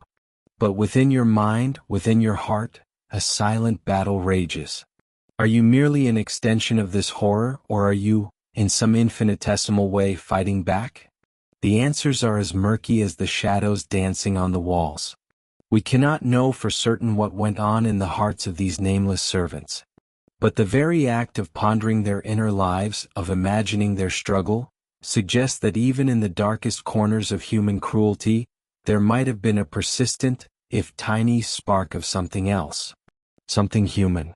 Something defiant. You finish your work. The chamber gleams, cold and sterile, ready for its next grim purpose. You turn and walk away, the echoing silence a stark contrast to the sounds that filled it just moments before. But you carry it all with you. Every drop of blood, every tear, every silent plea. And in that carrying, in that refusal to forget, perhaps lies the most profound act of all. The quiet, unyielding refusal to let the darkness extinguish every last flicker of light within your own spirit. You are a silent witness, a reluctant participant, and perhaps, a hidden resistor. The sounds of the previous torment have faded, replaced now by a different kind of silence. A heavy, pregnant quiet that presses in on you, thick with what was and what will be. You stand at the threshold, not of a bustling kitchen or a sunlit courtyard, but of a different kind of royal chamber. This one is hidden deep within the castle's belly, its existence a whispered secret, its purpose understood without words. Here the echoes are not of laughter or courtly music, but of cries that no one dared to hear. And your task as always is to erase them. You push open the heavy wooden door, the groan of the hinges a low sigh in the stillness. The air inside is cold, damp, and heavy. It carries the metallic tang of fresh blood, the coppery scent mingling with the sharp, acidic reek of fear and the faint, sweet decay of human fluids. Your stomach clenches, a familiar knot of dread and resignation. You have known this smell for longer than you can remember, a perfume of pain that clings to your clothes long after you have left this place. The chamber is a stark tableau. Stone walls, usually scrubbed clean, are now streaked with dark, glistening rivulets. The floor, too, bears the recent evidence of suffering, a mosaic of crimson and darker, coagulated pools. There are overturned stools, perhaps a broken strap, an abandoned implement, small, chilling details that speak volumes to your practiced eye. This is not just a room, it is a canvas of human cruelty, and you are its reluctant artist, tasked with making it pristine once more. You retrieve your tools from the small, hidden alcove outside the door. A heavy wooden bucket, well-worn and stained, a bundle of coarse rags, a stiff bristled brush and a large chunk of lye soap, its harsh chemical scent already cutting through the stagnant air. You carry a jug of water, drawn from a distant well, cold and clear, a stark contrast to the murk you are about to create. First, the water. You pour a measure into the bucket, the slosh echoing too loudly. Then the lye. You shave off a generous amount with a small knife, letting the flakes dissolve slowly, stirring the concoction with a long stick. The water quickly clouds, taking on a milky, caustic appearance. This is the potion of purification, designed to strip away the grimmest stains, to erase the most undeniable truths. You begin with the walls. The stone is rough, unforgiving, demanding effort. You dip a rag into the lye solution, wring it out, and apply it to a dark smear. The harsh soap immediately begins to work, dissolving the evidence, turning the vibrant crimson into a dull, brownish smudge. You scrub with all your might, your arm aching, your knuckles scraped against the rough stone. Each stroke is a physical act of denial, pushing back against the reality of what happened here. You are not just cleaning a stain, you are attempting to purify a defiled space, to return it to a state of neutral emptiness, ready for its next occupation. As you work, your mind wanders, or perhaps, it deliberately shuts down. You focus on the rhythm of the scrubbing, the biting smell of the lye, the feel of the rough rag in your hand. This is how you survive this work, by becoming a machine, a tool in yourself, mindlessly following the instructions of your superiors, of the unspoken command of the stone walls themselves. You are expected to leave no trace, no whisper of the horrors. The royal household demands a pristine appearance, even for its most unspeakable functions.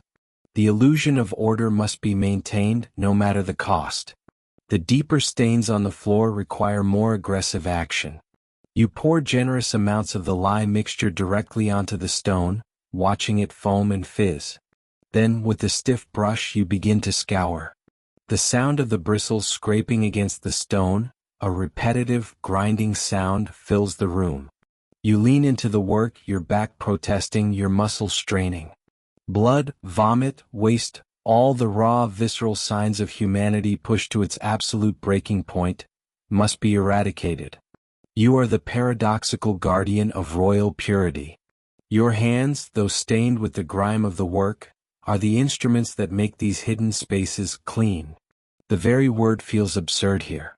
How can a chamber where such unspeakable acts occur ever truly be clean? How can purity reside where such defilement thrives? This is the paradox you inhabit, the contradiction you embody with every laborious scrub. The royal family, or their designated torturers, would expect to find this chamber spotless for the next unfortunate soul. They demand efficiency, order, and discretion.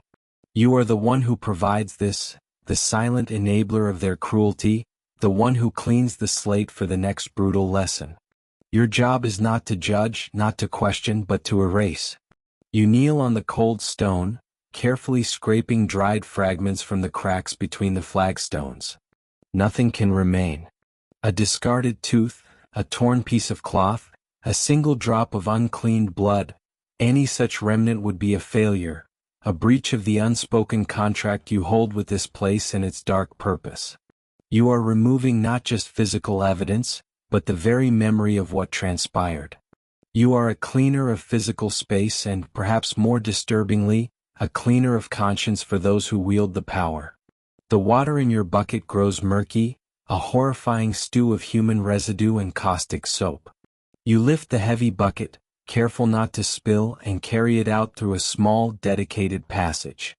It leads not to the main drainage system of the castle, but to a hidden shaft, a designated disposal point where the grim effluence of these chambers is discreetly emptied into the moat or a secluded river tributary. The flow carries away the evidence, washing it downstream, out of sight, out of mind for the royal inhabitants. You return with fresh water, performing the rinse. You scrub again, this time with clear water, wiping away the last streaks of the lye solution, ensuring the stone is left bare and as neutral as possible. The air begins to clear, the metallic tang receding, replaced by the faint, clean scent of damp stone and soap. The room now looks ordinary. Deceptively so. The walls, once splattered, are now uniformly gray. The floor, once patterned with horror, is now a dull, even expanse. But your eyes see beyond the surface. You see the ghostly imprints of suffering, the shadows of the past clinging to every corner, every imperfection in the stone. You can almost hear the echoes, even in the artificial quiet you have created. You have cleansed the room, but you have not cleansed its history, nor your own memory. Your hands, raw from the scrubbing, are physically clean now, scrubbed free of the grime. But the paradox remains. These same hands have touched the aftermath of unspeakable pain, have been intimately involved in the process of erasing its physical manifestation. Your very touch has contributed to the perpetuation of this cycle, making it possible for the cruelty to continue, pristine and unblemished for its next victim. You put your tools away, neatly arranging them in their alcove. The chamber is ready. Ready for the next decree, the next accusation, the next person to be led through that heavy door. You have restored its deceptive innocence, its cold, sterile potential. You are the architect of its blank slate, erasing the past so that the future may replicate it without visible trace. As you step out and pull the heavy door shut, the latch clangs with a finality that sends a shiver down your spine. The dark wood closes on the secrets within, sealing them away once more. You walk away, your back aching, your mind weary, carrying not just the burden of what you have seen, but the weight of your own hands, the hands that clean. They are clean, yes, but in a chamber like this, clean is a word that rings hollow, a bitter irony in the face of what it truly represents. You are the silent custodian of this paradox, the keeper of purity in the midst of profound defilement. You walk away from the heavy door, its thud still echoing in the stone corridor, a sound that pursues you like a persistent shadow. The chill of the chamber seems to cling to your clothes, to your skin, a phantom cold that no ordinary warmth can entirely dispel. You move through the dimly lit passages of the castle, each step taking you further from the grim heart of your toil, yet never truly escaping its grasp. The air shifts, losing some of its stale, trapped quality, replaced by the faint scent of wood smoke or baking bread carried on a distant draught, ordinary smells that now seem alien, distant. The faces of other servants you pass in the hallways appear focused on their own tasks, their gazes politely averted. A scullery maid hums a tuneless melody as she carries a stack of clean platters. A stable hand clomps by, his boots heavy with the earth of the courtyard. They move with an everyday rhythm, unaware of the specific abyss you have just emerged from, or perhaps choosing not to acknowledge it. Their world, too, is within these walls, but it is a world of the tangible, the visible, the openly discussed. Yours is one of the hushed, the hidden, the profoundly unspeakable. You reach a narrow stairwell that spirals downwards, away from the royal apartments and administrative offices, into the labyrinthine depths reserved for the working household. The stone here is worn smooth by countless hands and feet, a testament to generations of lives lived in service. Each turn of the stair carries you further from the grim purpose of the upper chambers, yet the descent feels like a symbolic journey too. You are leaving one kind of darkness for another, a public darkness of power and fear for a private darkness of burden and silence. As you emerge into the bustling lower levels, the cacophony of the kitchens washes over you. The clatter of pots, the sizzle of fat, the shouted commands of the head cook. The warmth from the massive hearths is a welcome physical sensation, but it cannot penetrate the inner chill that your recent duties have instilled. You weave your way through the throng of cooks, kitchen boys and laundresses, all caught in the relentless churn of castle life. You are one of them, yet you are profoundly apart. You find your way to the small shared room that serves as your living quarters, a space you share with 3 other servants. It is cramped, barely large enough for 4 narrow beds and a small chest, but it is your sanctuary, however meager. You sit on the edge of your bed, feeling the scratch of the rough woolen blanket against your hand. The sounds of the castle still penetrate the thin walls. The distant barking of a dog, the faint echo of a lute from an upper hall, the murmur of conversation from the corridor outside. These are the sounds of life, ordinary and persistent, a stark contrast to the sounds that still reverberate in your own memory from the chamber you have just left. You close your eyes for a moment, and in the sudden interior darkness, you are back there. You see the glint of the torchlight on the sweat-slicked stone, you hear the desperate gasp, the wet scrape of the cloth against the floor. You feel the cold dampness on your hands, even though you have washed them countless times since then, scrubbed them until the skin was raw. The sensations are not merely memories, they are ghosts that cling to your senses, refusing to dissipate. This is the hidden price of your service, the unspoken burden you carry beyond the barricades of the torture chamber. When you are inside those walls, you are a function, an extension of the castle's cruel will, a tool for erasure. But outside, in the mundane world of your daily existence, you are a person, a human being trying to navigate the complexities of life with an extraordinary, horrifying secret lodged deep within your soul. How do you speak of your day when your day involves restoring a room designed for the unraveling of others? How do you meet the eyes of a fellow servant, a friend, a family member, knowing the unspeakable acts that stain your recent hours? You do not. You learn to cultivate a silence that becomes as much a part of you as your own skin. It is a protective shield, but also a profound prison. You eat your evening meal in the communal hall, the simple fare of stew and bread tasting like ash in your mouth. You listen to the chatter around you, complaints about stiff linen, gossip about a visiting dignitary, plans for a rare day off. You nod, you offer a polite smile, you contribute a non-committal word or two, but your mind is elsewhere, a million miles away, yet constantly dragged back to the chamber. Each laugh, each carefree remark, feels like a foreign language, something you can observe but no longer truly participate in. The life you live beyond the barricade of your grim duties is a life interrupted, fractured into 2 irreconcilable halves.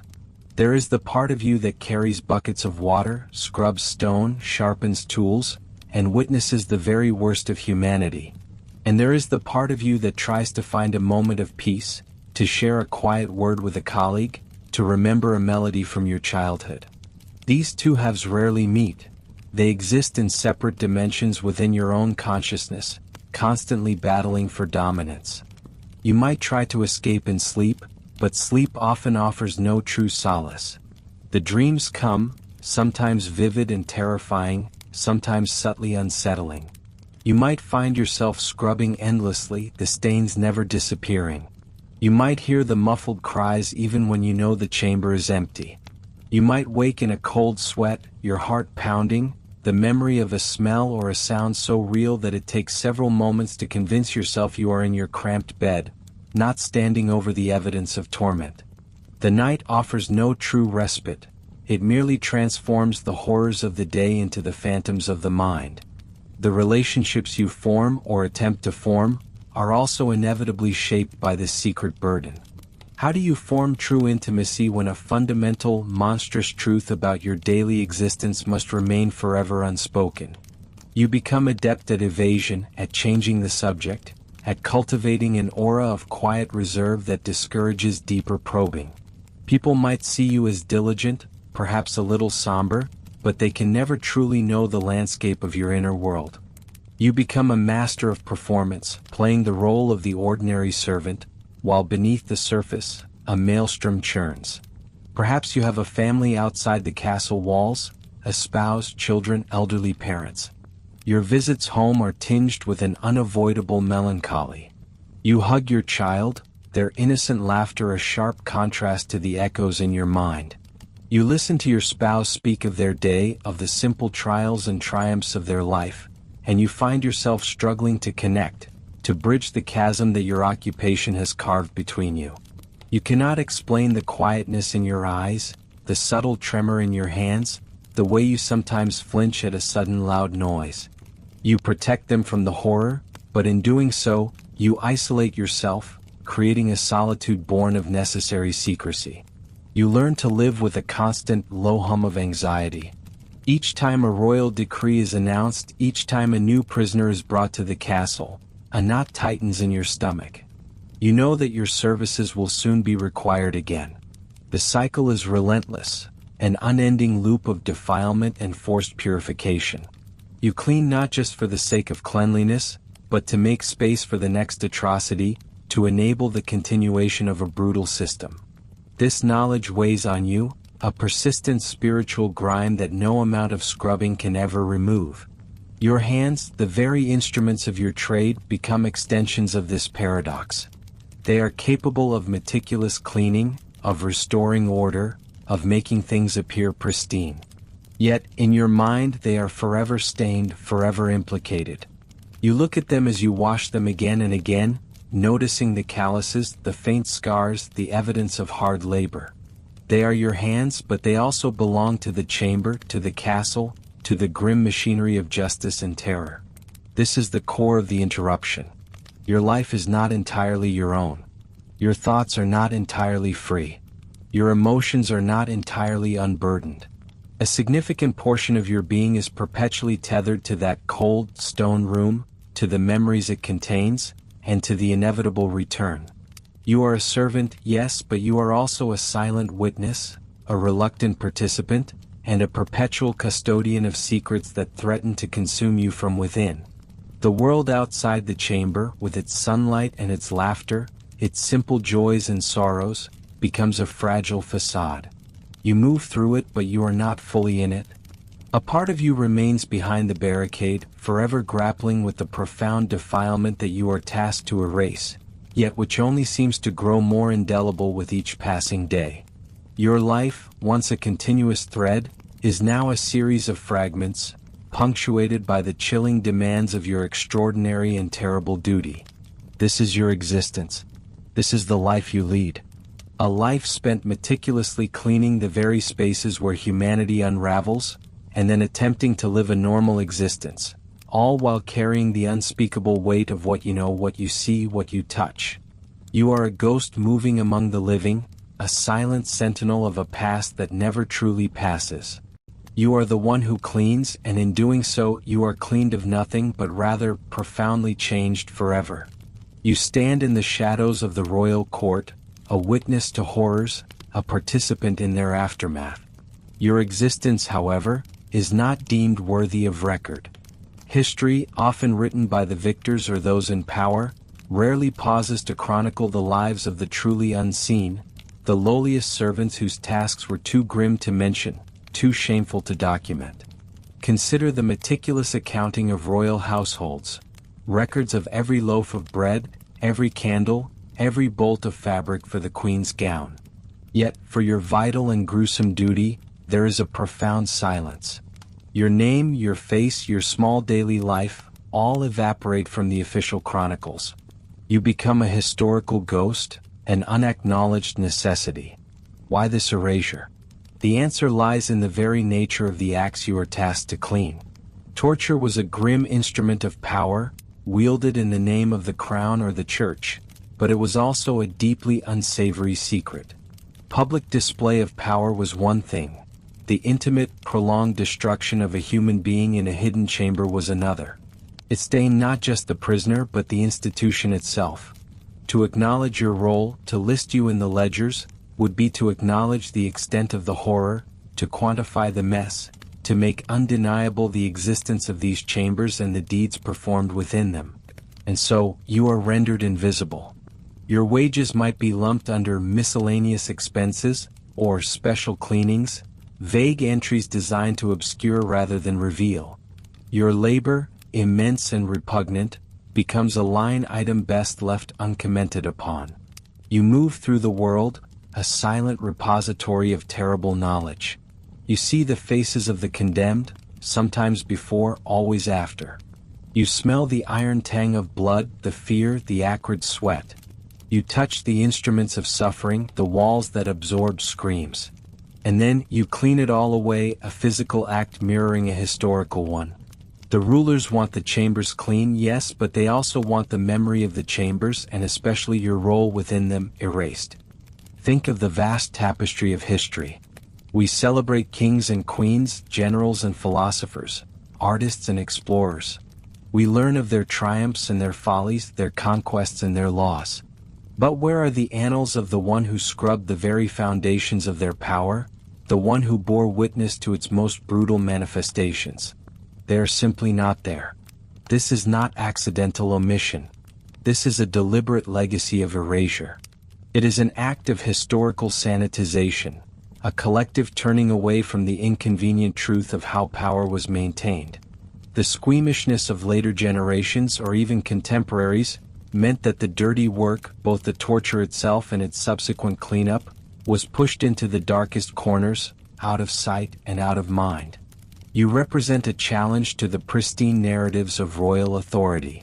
Your existence hints at a subterranean world of state-sanctioned violence, a world that those in power would rather keep hidden. If the chambers were pristine, perhaps the acts themselves could be perceived as less brutal, less frequent, less real. Your very presence, a smudge of reality, must be wiped away. You are not considered an important person. You are a servant, a member of the lowest rung of society with no voice, no power, no means to record your own story. Your personal suffering, your nightmares, your profound transformation, all are deemed irrelevant to the grand sweep of history. The chroniclers are focused on the decrees, the battles, the marriages of the powerful, not the quiet, horrifying duties of the anonymous cleaner. Yet, your memory, even if unwritten, persists in the stone, in the chilling echoes you carry within you. You are a living testament, a walking archive of unspeakable acts. And the fact that you are forgotten, that your story is lost, tells us as much about the sensibilities of history's keepers as it does about your humble station. It reveals a deliberate blind spot, a collective desire to avoid confronting the full extent of human cruelty carried out in the name of the state. Imagine the historical record as a grand hall, brightly lit and filled with portraits and grand declarations. Your story, if it were there, would be a dark, unsettling shadow cast across its polished floors, hinting at hidden rooms and forgotten screams. To allow that shadow would be to complicate the narrative, to introduce a moral ambiguity that those in power prefer to ignore. So you clean. And as you clean, the truth of your experience begins to fade from the world's memory, not because it was insignificant, but precisely because it was too significant, too damning. The very act of cleaning, intended to remove the physical traces, inadvertently aids in the removal of the historical trace. The surfaces gleam, the stench dissipates, and with them, the evidence of your unique witness. The people you serve, the ones whose names fill the history books, rarely give you a second thought. You are a tool, a functionary no more remarkable than the bucket and brush you wield. But unlike those inanimate objects, you possess consciousness, a memory, a soul capable of being scarred. And this is precisely why your story must be suppressed. A scarred soul cannot be easily dismissed or forgotten by those who choose to remember. When we try to piece together the lives of these forgotten witnesses, we are left with fragments, whispers across centuries. Perhaps an unusually large order for lime or strong lye soap in a royal ledger. Perhaps an unexplained illness among the household staff. Sometimes a passing mention in a prisoner's account of a sweeper or chamberlain who seemed to clean too much too often. These are the spectral clues, the faint echoes of your existence. You leave no memoir, no personal letters, no monuments. Your legacy is the absence of a legacy, the vast silence where your story should be. It is a silence that speaks volumes about the historical process itself, about what is chosen to be remembered and what is deliberately discarded. It speaks to the power dynamic inherent in chronicling the past, whose lives matter enough to write about and whose are consigned to oblivion. This erasure extends beyond your individual story. It affects our understanding of power, justice, and humanity itself. Without the uncomfortable truth of your existence, without the acknowledgement of the brutal underside of royal authority, history risks becoming a sanitized fable, a tale devoid of its deepest, darkest lessons. You are the invisible thread woven through the fabric of history, the one that holds the grim secrets together. You are the inconvenient truth that refuses to be entirely forgotten, even if unwritten. The physical remnants of your work may have vanished into the past, but the profound human experience you endured, the transformation you underwent, leaves an indelible, if unseen, mark on the collective consciousness. Your very forgottenness becomes a powerful statement. It is a testament to the shame, the guilt, and the deliberate obfuscation that often accompanies the exercise of absolute power. Your story, though unwritten, is crucial to understanding the full, complex, and often horrific reality of our shared past. You are not just a cleaner, you are a sentinel of the unspoken, a keeper of the lost memories, a silent accusation against the selective memory of history itself. You are a crucial missing piece, a profound absence that, once acknowledged, reshapes our understanding of the royal court, not as a place of unblemished splendor, but as a stage where the most magnificent and the most monstrous aspects of humanity played out, often side by side with you there in the grim silence, cleaning it all away. You cleaned it all away, yes.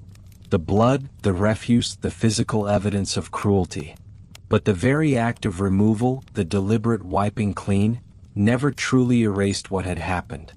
It merely pushed it from the surface, burying it deeper, where it continued to vibrate, a low, persistent hum beneath the floorboards of history. You felt it. You lived it. The silence that descended upon the chamber after you finished your work was not empty. It was a weighted silence, thick with residual energy, a profound stillness that spoke volumes of the screams it had absorbed. You would stand there, perhaps for a moment too long, feeling the cold breath of the stone walls against your cheek, the lingering chill that had nothing to do with the temperature of the room. It was the chill of memory, of anguish, clinging stubbornly to the very air you breathed. You might try to wipe it from your skin, but it settled instead into the marrow of your bones. Every surface you touched, every flagstone you scrubbed, seemed to whisper. Not audible words, no, but a silent testament, a psychic residue. You learned to read these whispers not through sound, but through an instinctual knowing, a deep and unsettling empathy for the suffering that had stained these secret places. The very texture of the damp walls, the worn grooves in the floor where feet had shuffled in terror, the faint metallic tang that lingered even after the most thorough scrubbing. These became your language, the grim poetry of the forgotten. You carried these echoes with you, out of the darkness and back into the sunlit corridors of the palace. You walked among the gilded halls, past the laughing courtiers and the pompous nobles, but your perception had been irrevocably altered. Their world of glittering artifice now seemed thin, transparent. Beneath the veneer of power and prestige, you saw the shadows of the throne stretching long and dark, threatening to consume all that it touched. You saw the same capacity for casual cruelty, the same cold detachment, in the eyes of those who smiled and bowed. How did you live with that knowledge? How did you reconcile the beauty and the horror, the magnificent displays of wealth with the silent cries echoing in your mind? It was a burden you bore alone, a secret shared only with the unyielding stone and the unseen spirits of the tortured. You learned to keep your gaze down, your expression neutral, your thoughts locked away. For to speak of what you knew, even a hint, would invite not understanding but suspicion, perhaps even the very suffering you had witnessed. So, you became a different kind of observer. You watched the world of the court through a prism of unspoken truth. When you saw a royal decree passed or a seemingly arbitrary decision made, you understood the hidden machinery of fear that often underpinned it. When you heard rumors of dissent or rebellion, you knew with a terrible certainty the kinds of fates that awaited those who dared to challenge the absolute will of the monarch. Your perspective was unique, singular, and terrifyingly clear. These chambers, once cleansed, would often be sealed, forgotten, or repurposed. Perhaps a storage room, a forgotten cellar, or even, ironically, a quieter space for servants to rest. But for you, the ghost of its true purpose would always linger. You knew what the heavy iron door once concealed. You knew the true nature of the silence behind its thick wood. Even when filled with barrels or old tapestries, its original intent, its dark function, remained vibrant in your mind, a permanent scar on the otherwise magnificent architecture of the palace. The shadow of the throne was not just cast by the physical seat of power. It was an ethereal darkness, born from the unchecked authority, the divine right to inflict pain, to extinguish lives without question. This shadow extended beyond the torture chambers, permeating the very air of the kingdom. It fostered a culture of fear, of unquestioning obedience, of unspoken dread. You were a living witness to its most brutal manifestation, and therefore, you understood its full reach better than any noble or scholar. Your silent endurance, your meticulous cleaning, was not merely a job. It was an unwitting act of complicity, yes, but also a profound act of testimony. Each stroke of the brush, each bucket of water, was a paradoxical effort to erase, yet simultaneously to acknowledge. By removing the physical evidence, you ensured the cycle could continue, yet by knowing that you removed it, you carried the memory, preventing true oblivion. You were the memory keeper, the silent archivist of the monarchy's most shameful secrets. And what of the impact on the throne itself? Did the monarchs ever truly escape the shadows they cast? Perhaps they insulated themselves with layers of denial, with convenient justifications of divine will or state necessity. But even the most absolute power cannot fully escape its own moral consequences. The need for secrecy, the elaborate lengths taken to hide these practices, speaks volumes. It reveals a hidden awareness, a subconscious understanding that these acts were not to be openly celebrated or acknowledged, even by those who commanded them. The very existence of your role, the necessity of a servant to clean up such horrors, is an admission of guilt, a tacit acknowledgement of something fundamentally wrong. It is a quiet confession woven into the very fabric of the royal household. This confession, though unspoken and unrecognized for centuries, has an enduring echo. It contributes to the gradual erosion of trust in absolute power, to the slow but steady demand for accountability, for justice, for human rights. Think of how the whispers of rebellion grew over centuries. Think of the eventual movements that sought to curb the power of kings and queens, to establish laws that even monarchs must obey. While those who rebelled might not have known of your specific work, they reacted to the system of which your work was a crucial, hidden part. The unbridled power you witnessed in its rawest form, the casual disregard for human dignity, was precisely the kind of power that society would eventually strive to dismantle. Your forgotten story, then, is not merely a footnote of history. It is a foundational stone, albeit a dark and deeply buried one, in the edifice of modern political thought. It informs our understanding of tyranny, of the dangers of unchecked authority, of the vital importance of transparency and human dignity. You, the cleaner of the royal torture chambers, stand as an enduring symbol of what we must never allow to be forgotten, even if we wish we could. The echoes reverberate through time, shaping our present. When you hear arguments about state secrets, about justified brutality, about the need for absolute control, you are hearing the modern manifestations of those same shadows. The battle for human rights, for the dignity of every individual, for a world free from the hidden chambers of cruelty, is a battle still being fought. and in a profound, almost spiritual way, you are still there in the grim silence, cleaning it all away, bearing witness, a sentinel against the darkness. Your labor, your suffering, your silent testimony. It all contributes to the collective memory, not as an explicit narrative, but as a deep, resonant hum within the human spirit. It is the wisdom gained from the terrible cost of power, a wisdom that urges us to remember, to question, to seek the truth, no matter how uncomfortable it may be.